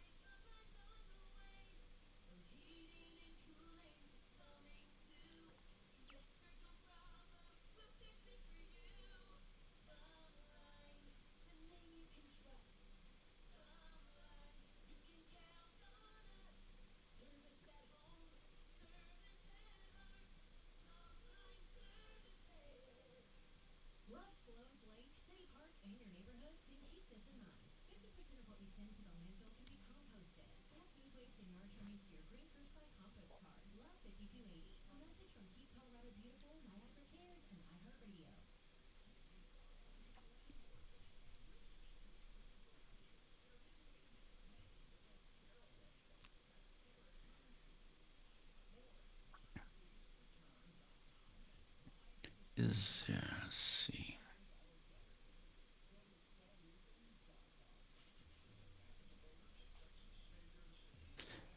That Toyota Land Cruiser really is beautiful. Mm-hmm. But it's big. It's a big vehicle. I don't know. It's about the size of my 4Runner. It's not that big? No, they got smaller. It's really? Like you do, all of these guys, Brockler and the rest of them, it's just been great. Mornings 6 to 10 on Denver's Talk Station, 630 KHOW.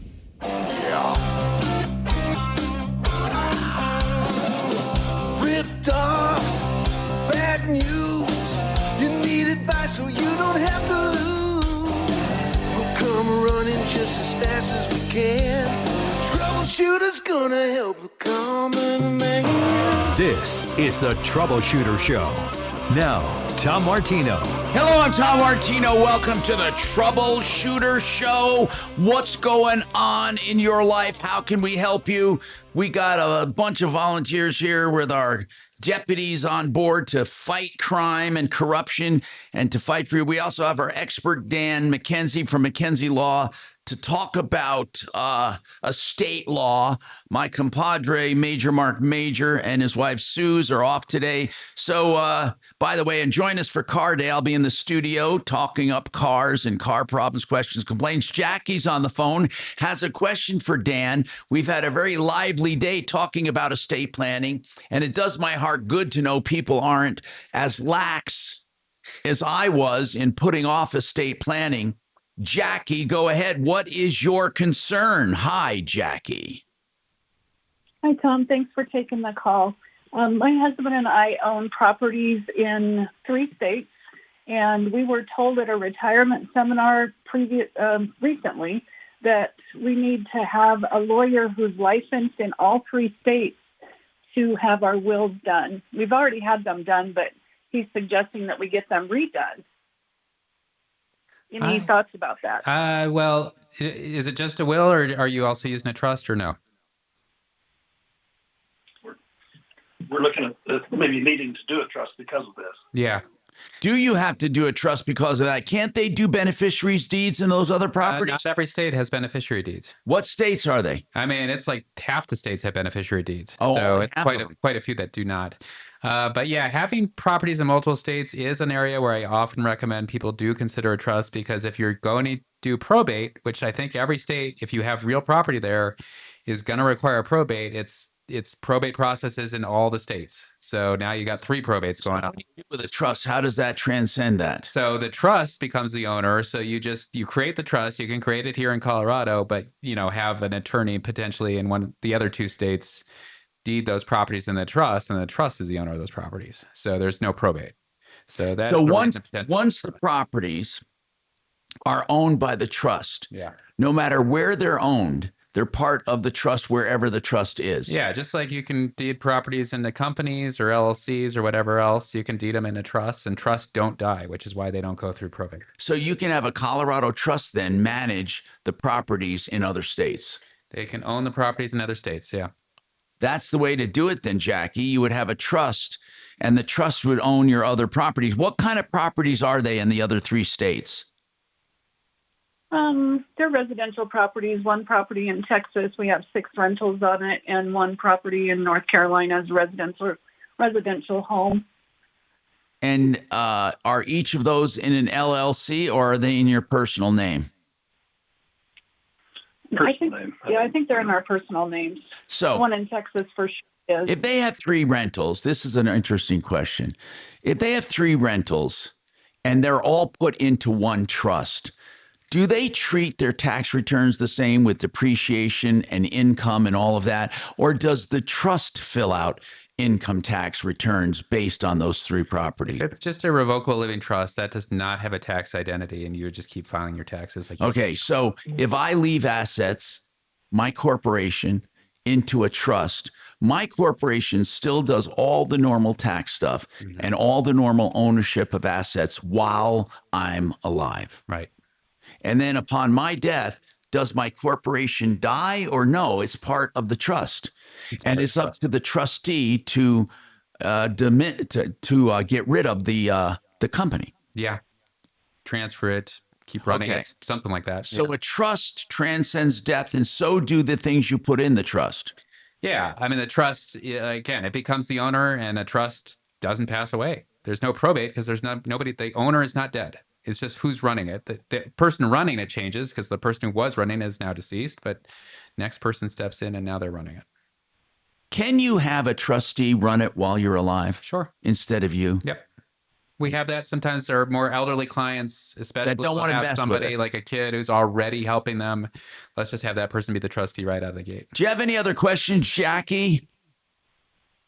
Just to clarify, so we don't necessarily need attorneys in all 3 states. We can. You need to start with transfer the trustee. property. Yeah, I mean the issue is like yes, Just it doesn't require an attorney, but yes, usually we contact attorneys in those states to do the deeds because every state has its own process for. In order to deed the property into the trust, you have to have someone do it. It doesn't have to be an attorney. If you knew how to do that, like I'm doing my own in North Carolina, I'm doing my own. You can do your own if you know how to do it, or you can even have a real estate person do it, or you can have a title company do it. Yeah. Dan is hesitant. We'd like to see an attorney do it. We see people do their own deeds a lot, and if you mess it up, it's real hard to undo because the clerk and recorder is not deleting that erroneous deed, right? They do not delete; they only record. So if there's an erroneous deed in the chain of title, it can really cause some issues. So you got to be pretty confident that you know what you're doing. And is that a challenge for the mortgage companies for the deed to be changed? Yeah, for a revocable living trust, almost never. If it does become an issue, you're on both sides of the transaction anyway, right? You're the trustee of the trust, and you're the owner that was transferring the property into the trust. Most mortgages have a 90-day cure period if something arises, saying if there is an issue with the title, you have 90 days to cure it. And since you're the only one involved in that transaction, you could do it. I've never personally seen that happen with a personal residence. That by statute they are forbidden from considering that a sale. But my experience with mortgage companies is that if they keep getting paid, they usually are not asking questions. Okay. Okay. Anything else? Okay. Thank you By very the much. way, 833 CO Plans is Dan McKenzie. He can get you started on a consultation there. And how often should, somebody's asking again, how often should it be updated? You're saying it's not so much devoted to time or contingent on time, but contingent on circumstances. Yeah, I mean that. So major circumstances life for sure. changes. Yeah, if it's been more than 5 years, I'd be surprised if nothing has changed. And usually by that time we see something.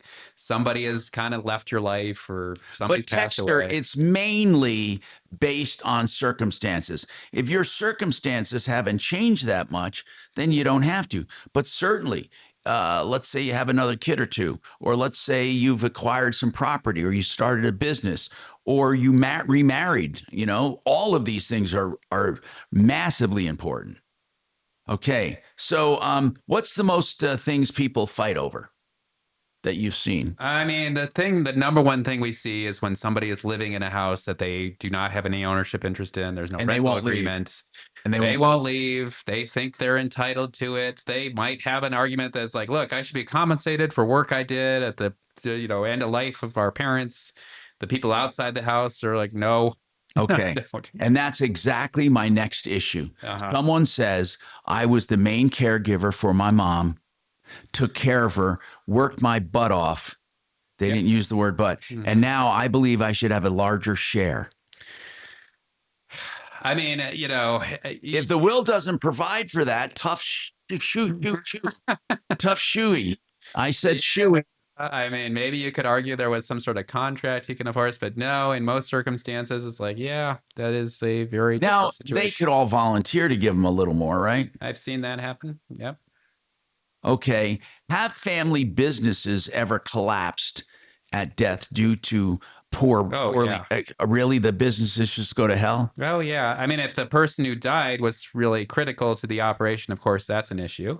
But yeah, if people can't get into, like, they don't have authorization, they're trying to get access to the business's bank accounts. Like, what is their proof that they have authorization, and how hard is that going to be to get? If the business is in a trust, and the trustee can step in and show, I'm the trustee of the trust that owns this business, that's going to help. But otherwise, if it's just like, the decedent was the only authorized signer on the accounts, Yeah. that's gonna be a big problem. Now, if you want to talk about a family business succeeding since 1988, look to Apple Air.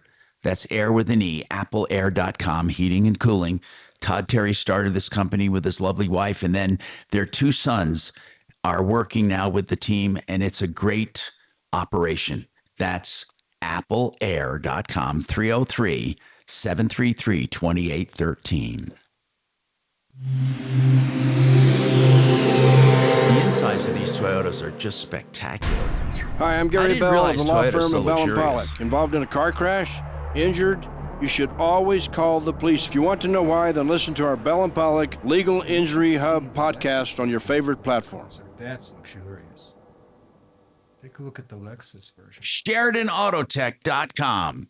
That's where you go for auto repair service second to none and get treated like family. Whether you're talking value, experience, longevity, convenience, it's all at SheridanAutotech.com. We call him Uncle Kevin because the owner, Kevin Calkin, will treat his employees and his customers like family. They do electrical issues too. So no matter what your problem or complaint when it comes to your vehicle, SheridanAutotech.com, 303-455-7242. Yeah, Tom, the Lexus version is available in twin turbo V6 or hybrid. And that's luxurious. If you look at that website. The Lexus one? Yeah. What is it called? LX. Does it look like the Land Cruiser? There's some substantial front end aesthetic modifications.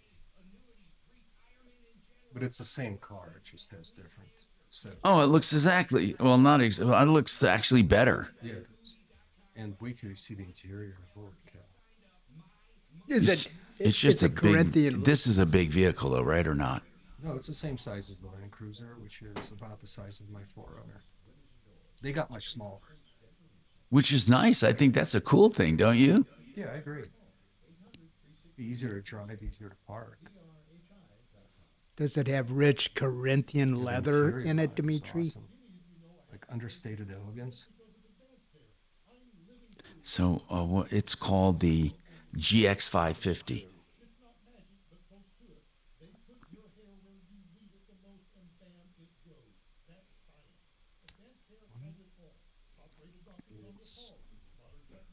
LX on my side.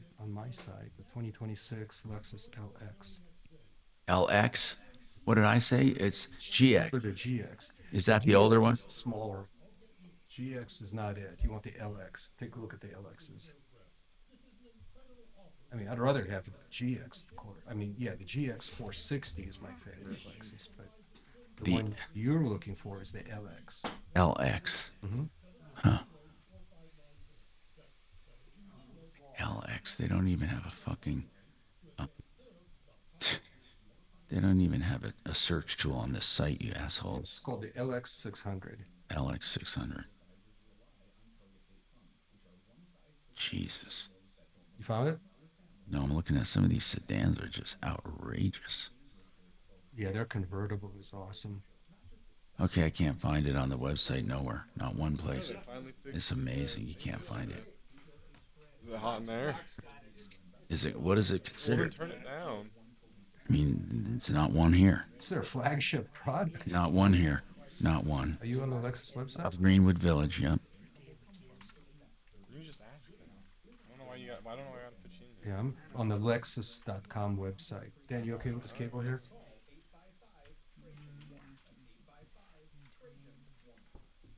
Oh, yeah, I see that. Oh, this was the all-new TZ. Fall of 2026. Oh. That's electric, that Oh, one. no. That's all electric. Okay, so now I'm on the website and I'm looking at the LX 600. Mm-hmm. Then there's the LX 700, starting at 120 something. That's the performance hybrid. It's the 700H.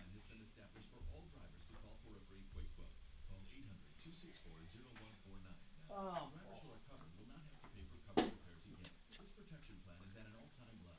Additionally, You know, customers who activate actually, vehicle protection today will also receive free roadside assistance, free towing, and car rental options at no additional cost. Call us for your free quick quote today. 800-264-0149. That's 800-264-0149. What do you have to lose? Call 800-264-0149. Again, 800-264-0149. does Toyota have any complete EVs? Or they're all hybrids? I don't know.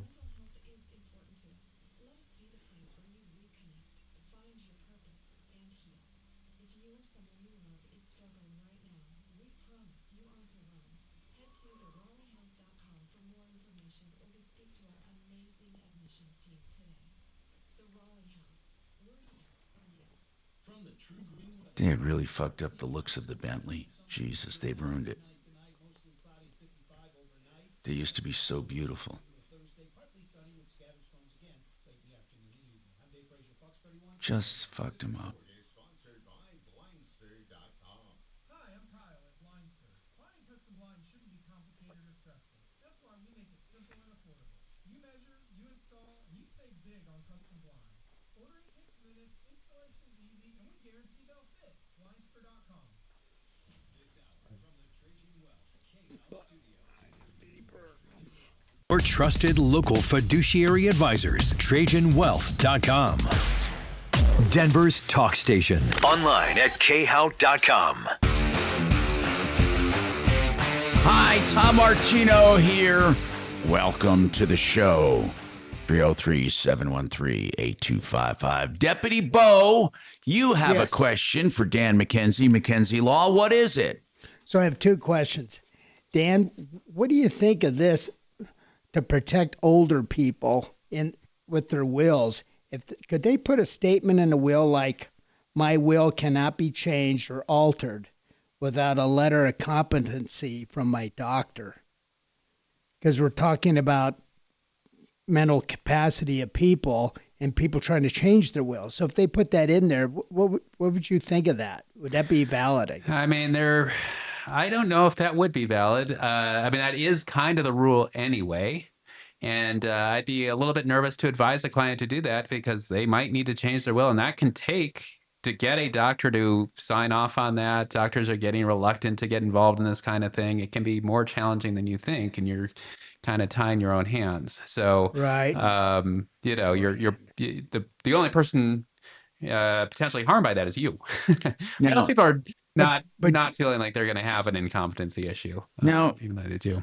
But you see where I'm getting with that. To keep someone like the caregiver to alter the will. Right. I mean, we do, you know, again, when we are, if we're nervous about a particular client and are thinking they really might not know exactly what they're doing or, you know, meet the standards for competency, we will advise them to get a doctor's note at that time. So, and that's pretty standard practice among attorneys. So it is kind of the rule, even if the will doesn't say that. And if it doesn't say that and it gets changed, again, now you've got a potential challenge for the will. So, okay. Yeah. And then the second question, when I was driving in, you mentioned that there's a Denver probate judge that he or she is persnickety about the signatures, witness signatures versus the notary. Yeah. Usually we do both. I mean, you know, usually we have two witnesses and a notary, but the statute says one or the other. But in Denver, if you don't have both, I think the probate court judge there will require you to use the formal probate process, which is a little bit more work than just filing a probate informally. But a lot of times, Dan, once the probate is filed, the person's dead. I mean, they're not almost by definition. I mean, there are probates for people who are alive if they need a guardianship or conservatorship. But yes, you know, you can't go back. Right. Do it. You know, Dan. I mean, Pete. Thank you, Bo. Pete, what is your question, sir? On a trust, you used the term earlier about putting your deed for your house into a trust. Mm-hmm. Yes. I forgot the term you used. But is there a capital gains that the trusts have to pay if the house is sold? So it doesn't. It was for revocable trust, which is the trust we do almost all the time, right? I mean, people use irrevocable trust for more sophisticated situations, but for a revocable trust, no, that should not affect the capital gains tax. I mean, again, If there is, let's say this, okay? If there's normal capital gains tax required if you sold it because there's a lot of money in it, and you get more than the $250,000 exclusion or $500,000 for a couple, if taxes are paid or due on that, they're going to be due inside the trust, exactly as if they were due outside the trust. The trust does not change the nature of the property. It just changes the ownership of the property. The only purpose of a trust is to keep that property through the death process. Okay. So it doesn't really change anything. I often see, I used to get scared, Pete, because I have a corporation that owns assets, right? And one of the lovely things I do is I depreciate things in my corporation. Okay. I asked Dan, what happens to all these assets? He says, when you put your corporation into the trust, your corporation will still take depreciation. Your corporation will still have tax deductions. Your corporation will run exactly the way it runs. The only difference is upon your death, the trust will take over ownership. Right? Well, where it already owns it, takes over operation. I mean, the new trustee will step in and continue to be able to operate. That's right, and continue to operate it. And they will have to file the taxes if there's any taxes. I mean, once somebody dies, whether it's a probate or a trust, then it does take on its own tax identity, and income earned will be taxed. So if I put Troubleshooter Network, which I have, in my trust, okay, now Tom Martino dies. Troubleshooter Network is in my trust. Does Troubleshooter Network now dissolve, or is it still an entity? It's still an entity. But it's owned and run by the trustee. Yeah, correct. Yeah. So that's how it works, Pete. Appreciate it. Thank you, Pete, for the call. 303-713-TALK, 713-8255. I'm going back to some of my text calls. I tried to cull through these and pick the good ones. Hey, can I ask a quick question, Tom? Yes, sir, Doc. Go ahead. So, when you have whether it's a trust or a will, somebody inherits, let's say, $200,000. Do they pay tax on that? In general, no. If it's coming from a tax-deferred retirement account, they will declare that as income and pay income tax on it. But for the most part, it depends on where they live, too. In Colorado, we do not have an inheritance tax, and it's just considered a gift in most cases. So, right. Okay. So that was going to be the next question. So anything in a will is basically considered a gift and falls under the IRS rules for gift giving, correct? Right. Yes. Okay. And it doesn't affect about 99% of all estates. People, as we've said before, there are many people who believe that they have to give under that $16,000 limit in order for not to pay tax, and that's not true. There is no limit. Well, there is a limit, but it's like 16 million. Once you get to 16 million, then the next dollar you give away is taxed. But yeah, it was tough for me when I hit that mark. That 16 million mark. Yeah. After that, you start paying. I had to do. After that, you start paying taxes. So yeah. And it was the paperwork. Exactly. 303-713-TALK, 713-8255. What's on your mind? Well, since we're talking about this, let me just put it out there. Martino Capital, I formed it for one reason.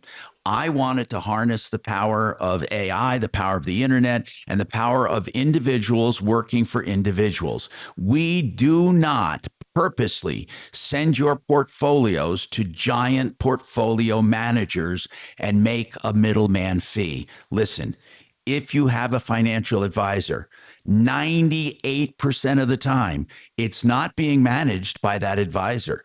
That advisor is doing nothing but collecting a middleman fee for you, and you are being placed in generic portfolios. Listen, if you like it, okay, but why would you want that generalized kind of investing?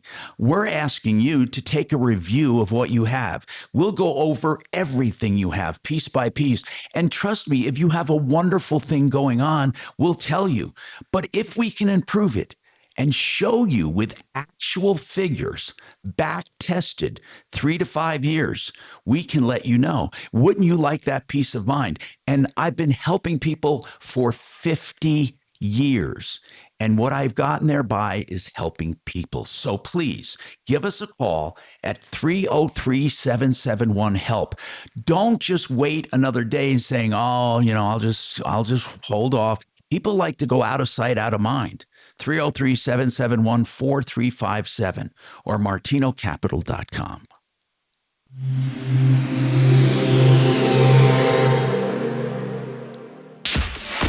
KRFX HD2 Denver. KHOW Denver, An iHeart radio station. Ryan Schuling mornings at 6, Dan Kaplis afternoons at 4. This is Denver's talk station, 630 KHOW. Now, impact traffic. There is an accident on northbound I-225 at Iliff. It's at the end of the on-ramp from Iliff to northbound I-225.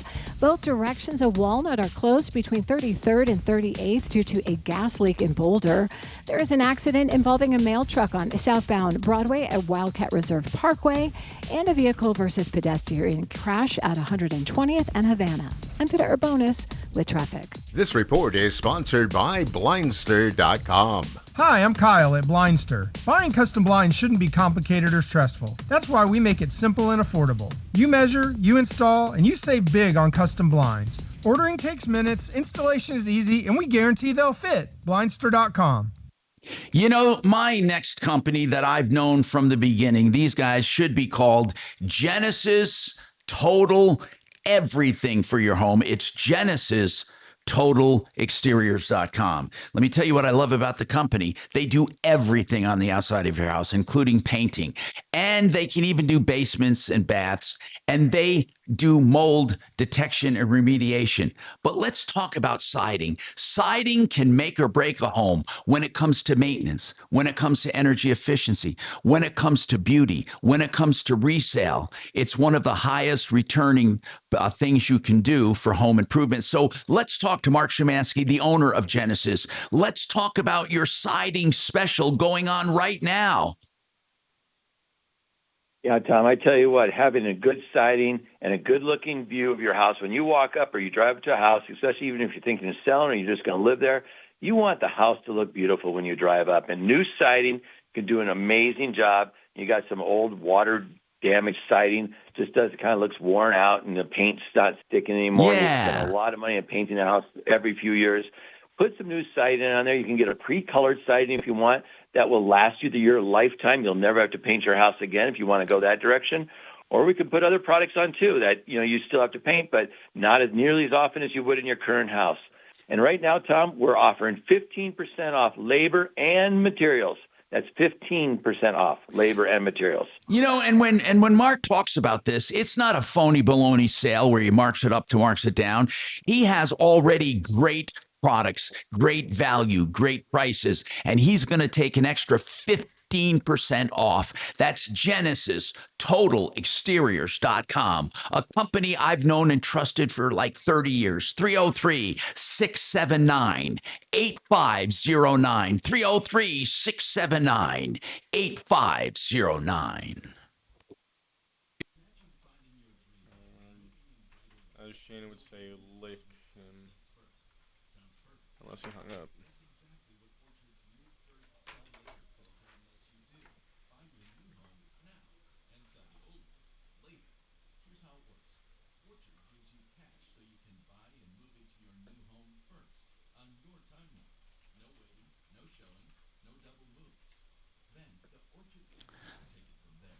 Today I got to do the supplements. I hate doing it. I have to lay them all out for the next 6 weeks. Fill them all up. I fill up all my little bins. For 6 weeks? I do 6 at a time, 6 weeks at a time. Then I don't have to worry about, every,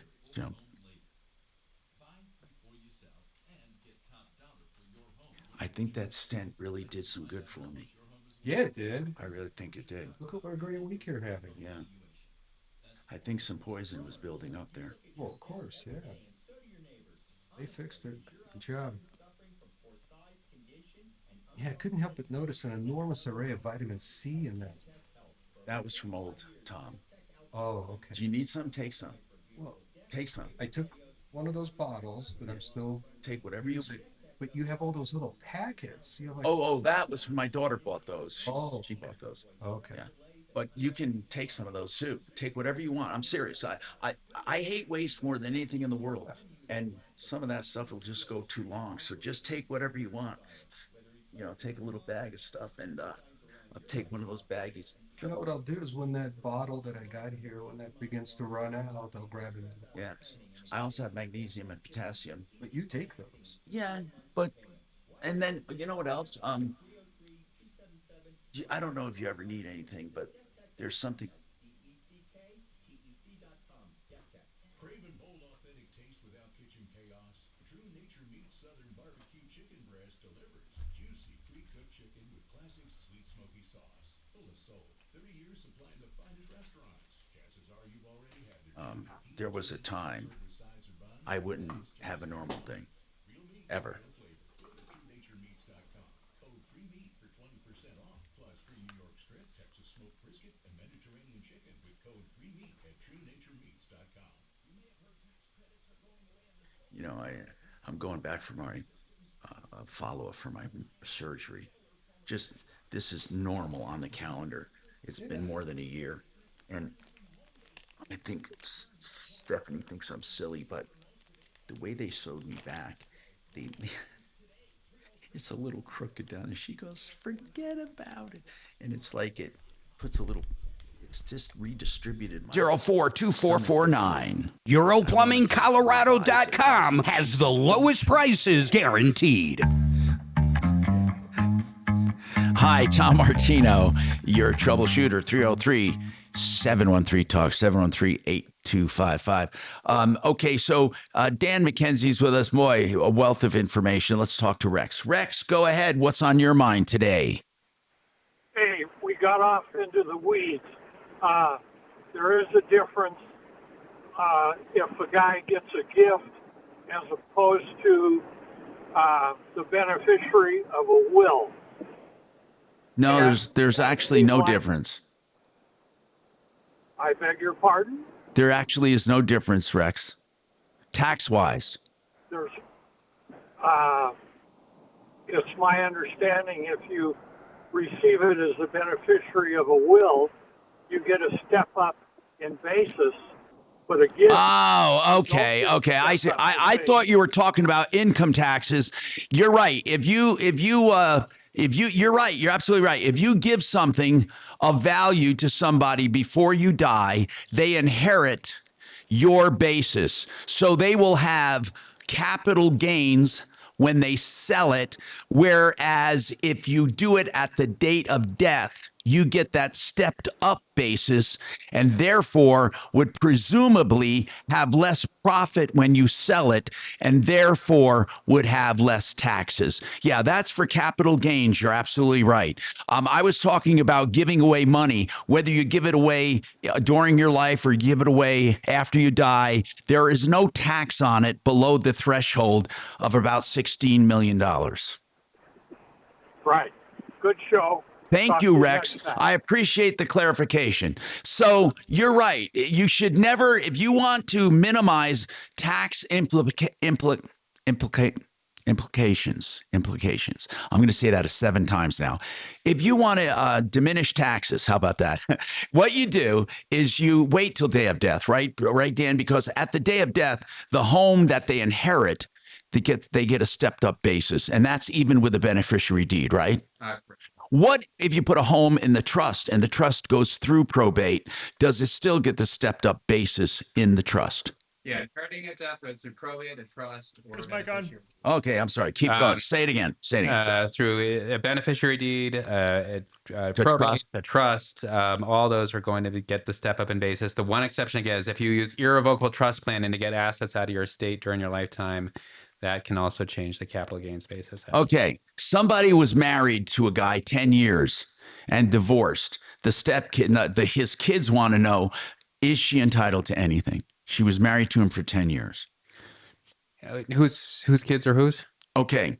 The biological kids of this man want to know if his wife, his second wife, who was married for 10 years, since divorced, Okay.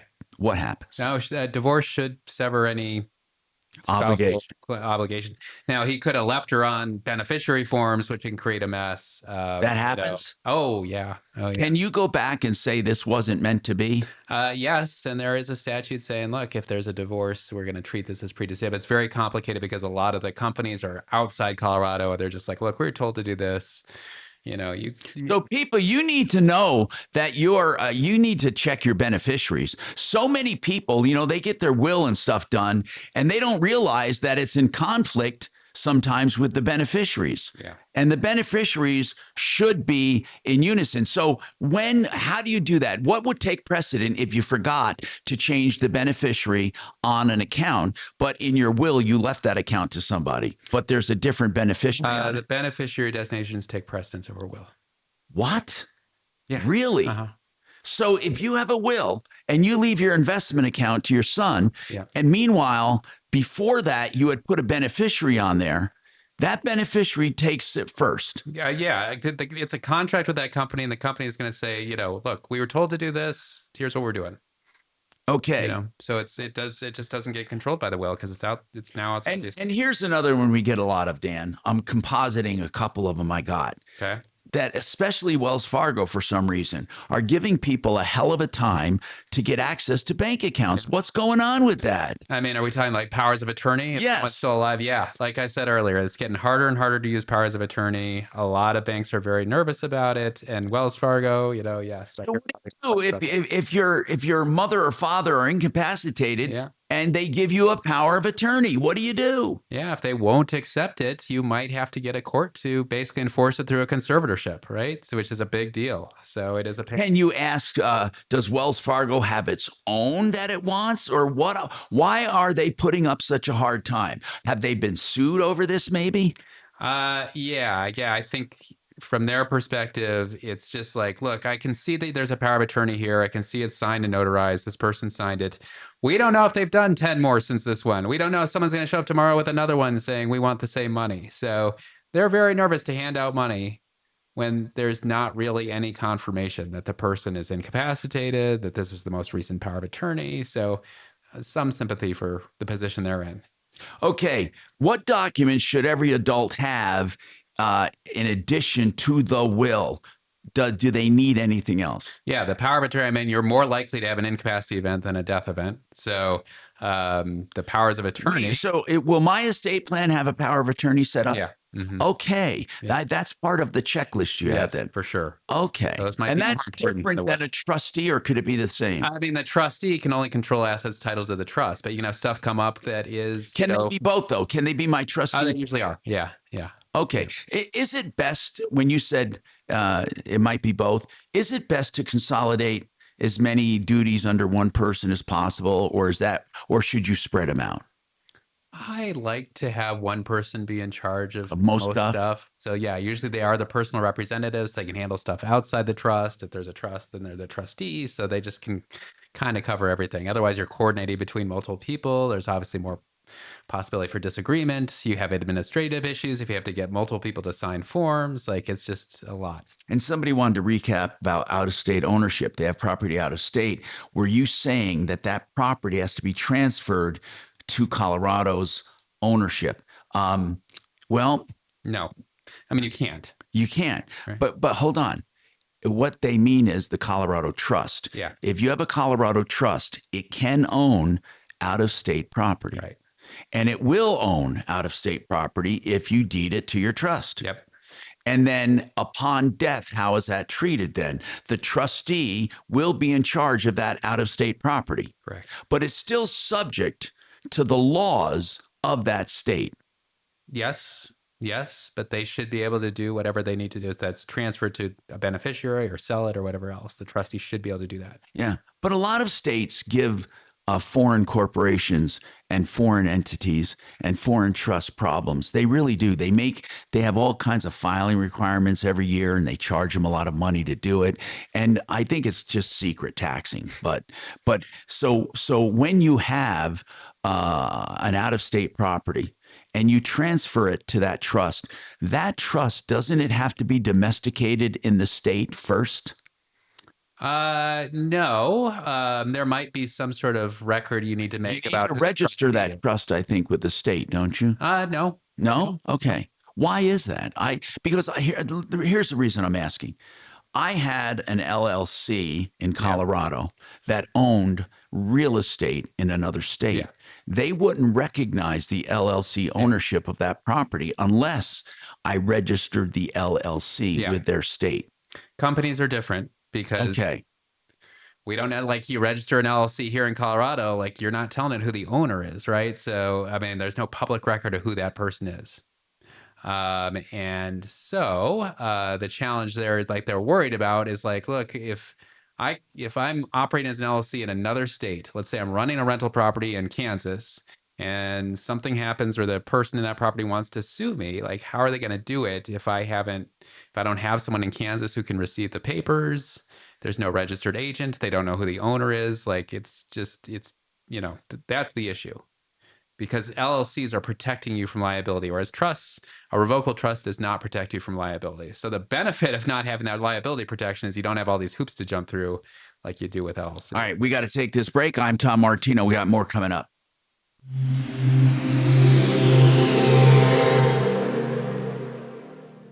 Now, Impact Traffic. Here's a look at the roads out there right now. The on-ramp is partially blocked on northbound I-225 from Iliff Avenue, also causing slowing on northbound I-225 at Iliff. There is slowing on northbound I-25 from Santa Fe to 20th and on southbound I-25 around downtown. There is an accident involving a mail truck on southbound Broadway at Wildcat Reserve Parkway, and both directions of Walnut closed between 33rd and 38th due to a gas leak. This report is sponsored by Blindster.com. Hi, I'm Kyle at Blindster. Buying custom blinds shouldn't be complicated or stressful. That's why we make it simple and affordable. You measure, you install, and you save big on custom blinds. Ordering takes minutes, installation is easy, and we guarantee they'll fit. Blindster.com. Hey, if you're looking for a mortgage loan, consider the all-in-one loan from CMG Home Loans. That's a 30-year line of credit. Listen to this. You get a line of credit so you can borrow it up when you need money, when you have extra equity, right? Or you can pay it down when you don't need that money.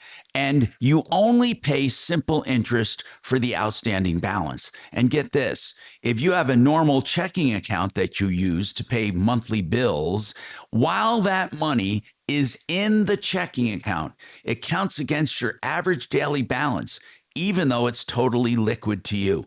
So in effect, you're lowering your interest rate. Find out more. Partnerinlending.com. They also do reverse loans. Partnerinlending.com. What are you going to do this weekend, Doc? I'm going to try and play golf this weekend. Oh, yeah, that'd be good. And play a little poker. Yeah.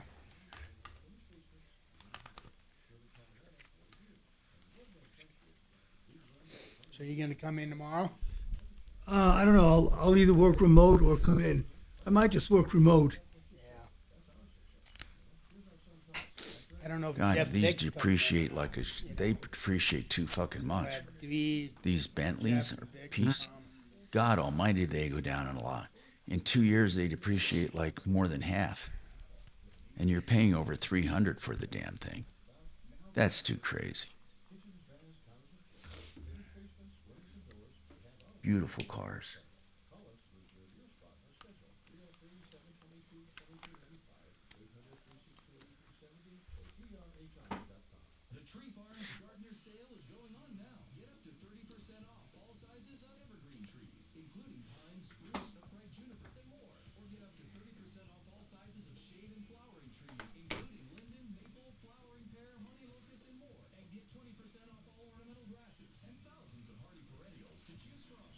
That's how you can tell somebody is a Denver, been here a long time. Oh, from the what? The song? You ask them where's the tree farm. Oh. And if they don't know it, they're a recent immigrant. Right. Right? Yep.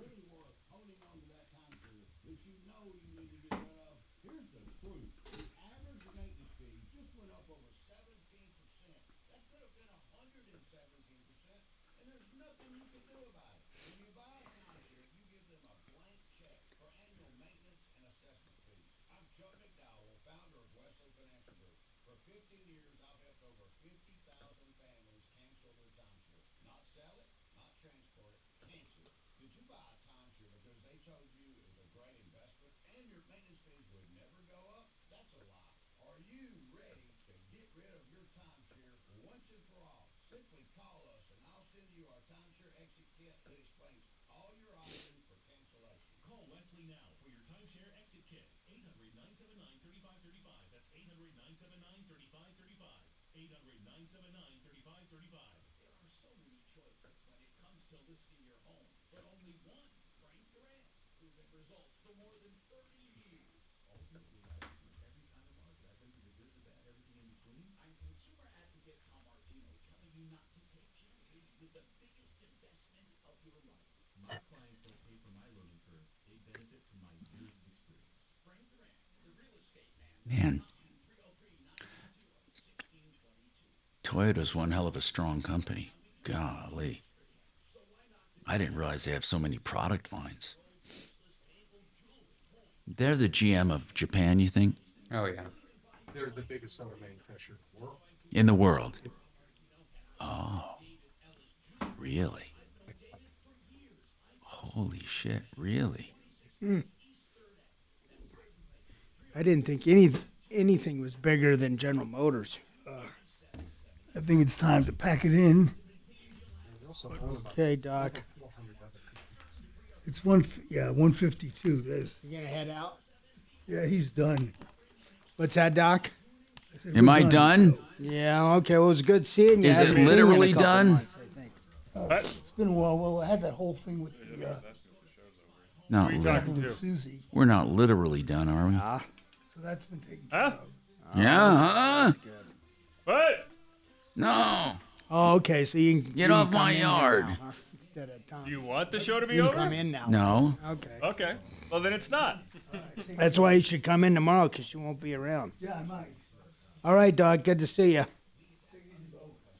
See you later. Run in there and clean that computer so there's things for me to do. Go for it.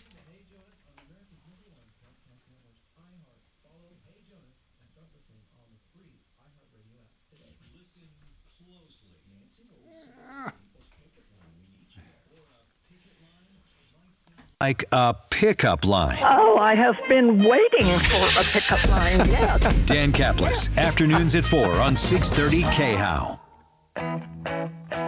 All right. Tom Martino here. Welcome. We have a few minutes left to the show. We have Dan McKenzie with us, so I'll wrap up with a few of these questions. Can you Tom, I have one more question. Okay, you go ahead. McKenzie. Yours first, quick. Okay. Dan, have you heard of people charging a percentage to run the trust? A trust instead of like an hourly rate? Like I might charge 2% or 3%, kind of like a realtor. I have heard of that. It's usually professionals doing that. Can you tell me what? It's the value of the trust. They take a percentage. That does happen. Yeah. Like an assets under management almost. Yeah, yep. Can I ask what that percentage is? I mean, basically. No, I don't see it very often, so I don't really have an average, but it can. I mean, if it's 1% and you got a $1 million estate, which is very easy around here with home values the way they are, I mean that's $10,000, which is My dad said he wants to disinherit his wife, his second wife. It's not our mother. They've been married 28 years. Can you disinherit her? I mean, you can try, but if you do that, and she has the It would right have to to make be- a spousal election after you pass away and say, "Hey, I was the wife. We were married 28 years. I'm entitled to." What if she agrees to it? She's got to agree in writing. Okay. Yeah. So really, it's not so easy to just disinherit someone. Not a spouse. Not a Anyone spouse. else you can disinherit. Anyone else you can. Yeah.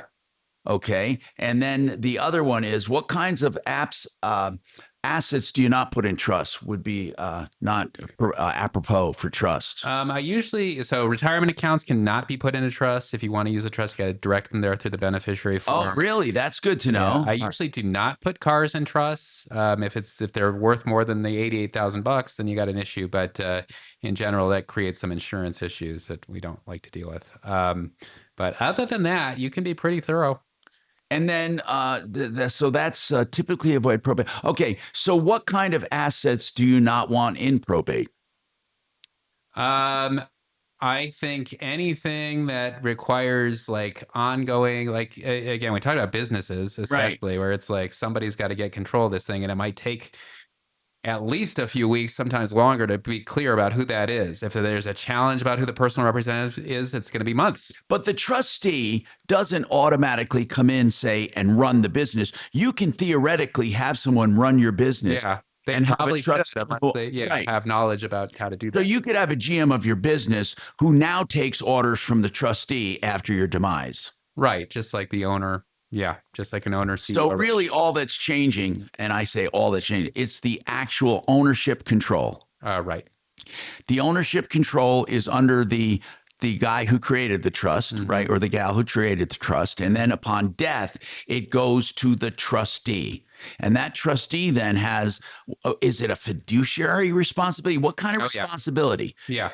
Trustees have fiduciary duties to the make sure that business, right? It just doesn't run into the ground because they weren't doing anything, right? So they got to make sure if they don't know how to run the business, they got to do their best to find a manager or sell it or do. And then when they ask here, the last question here, can you get rid of a trustee? We had that earlier in the show too.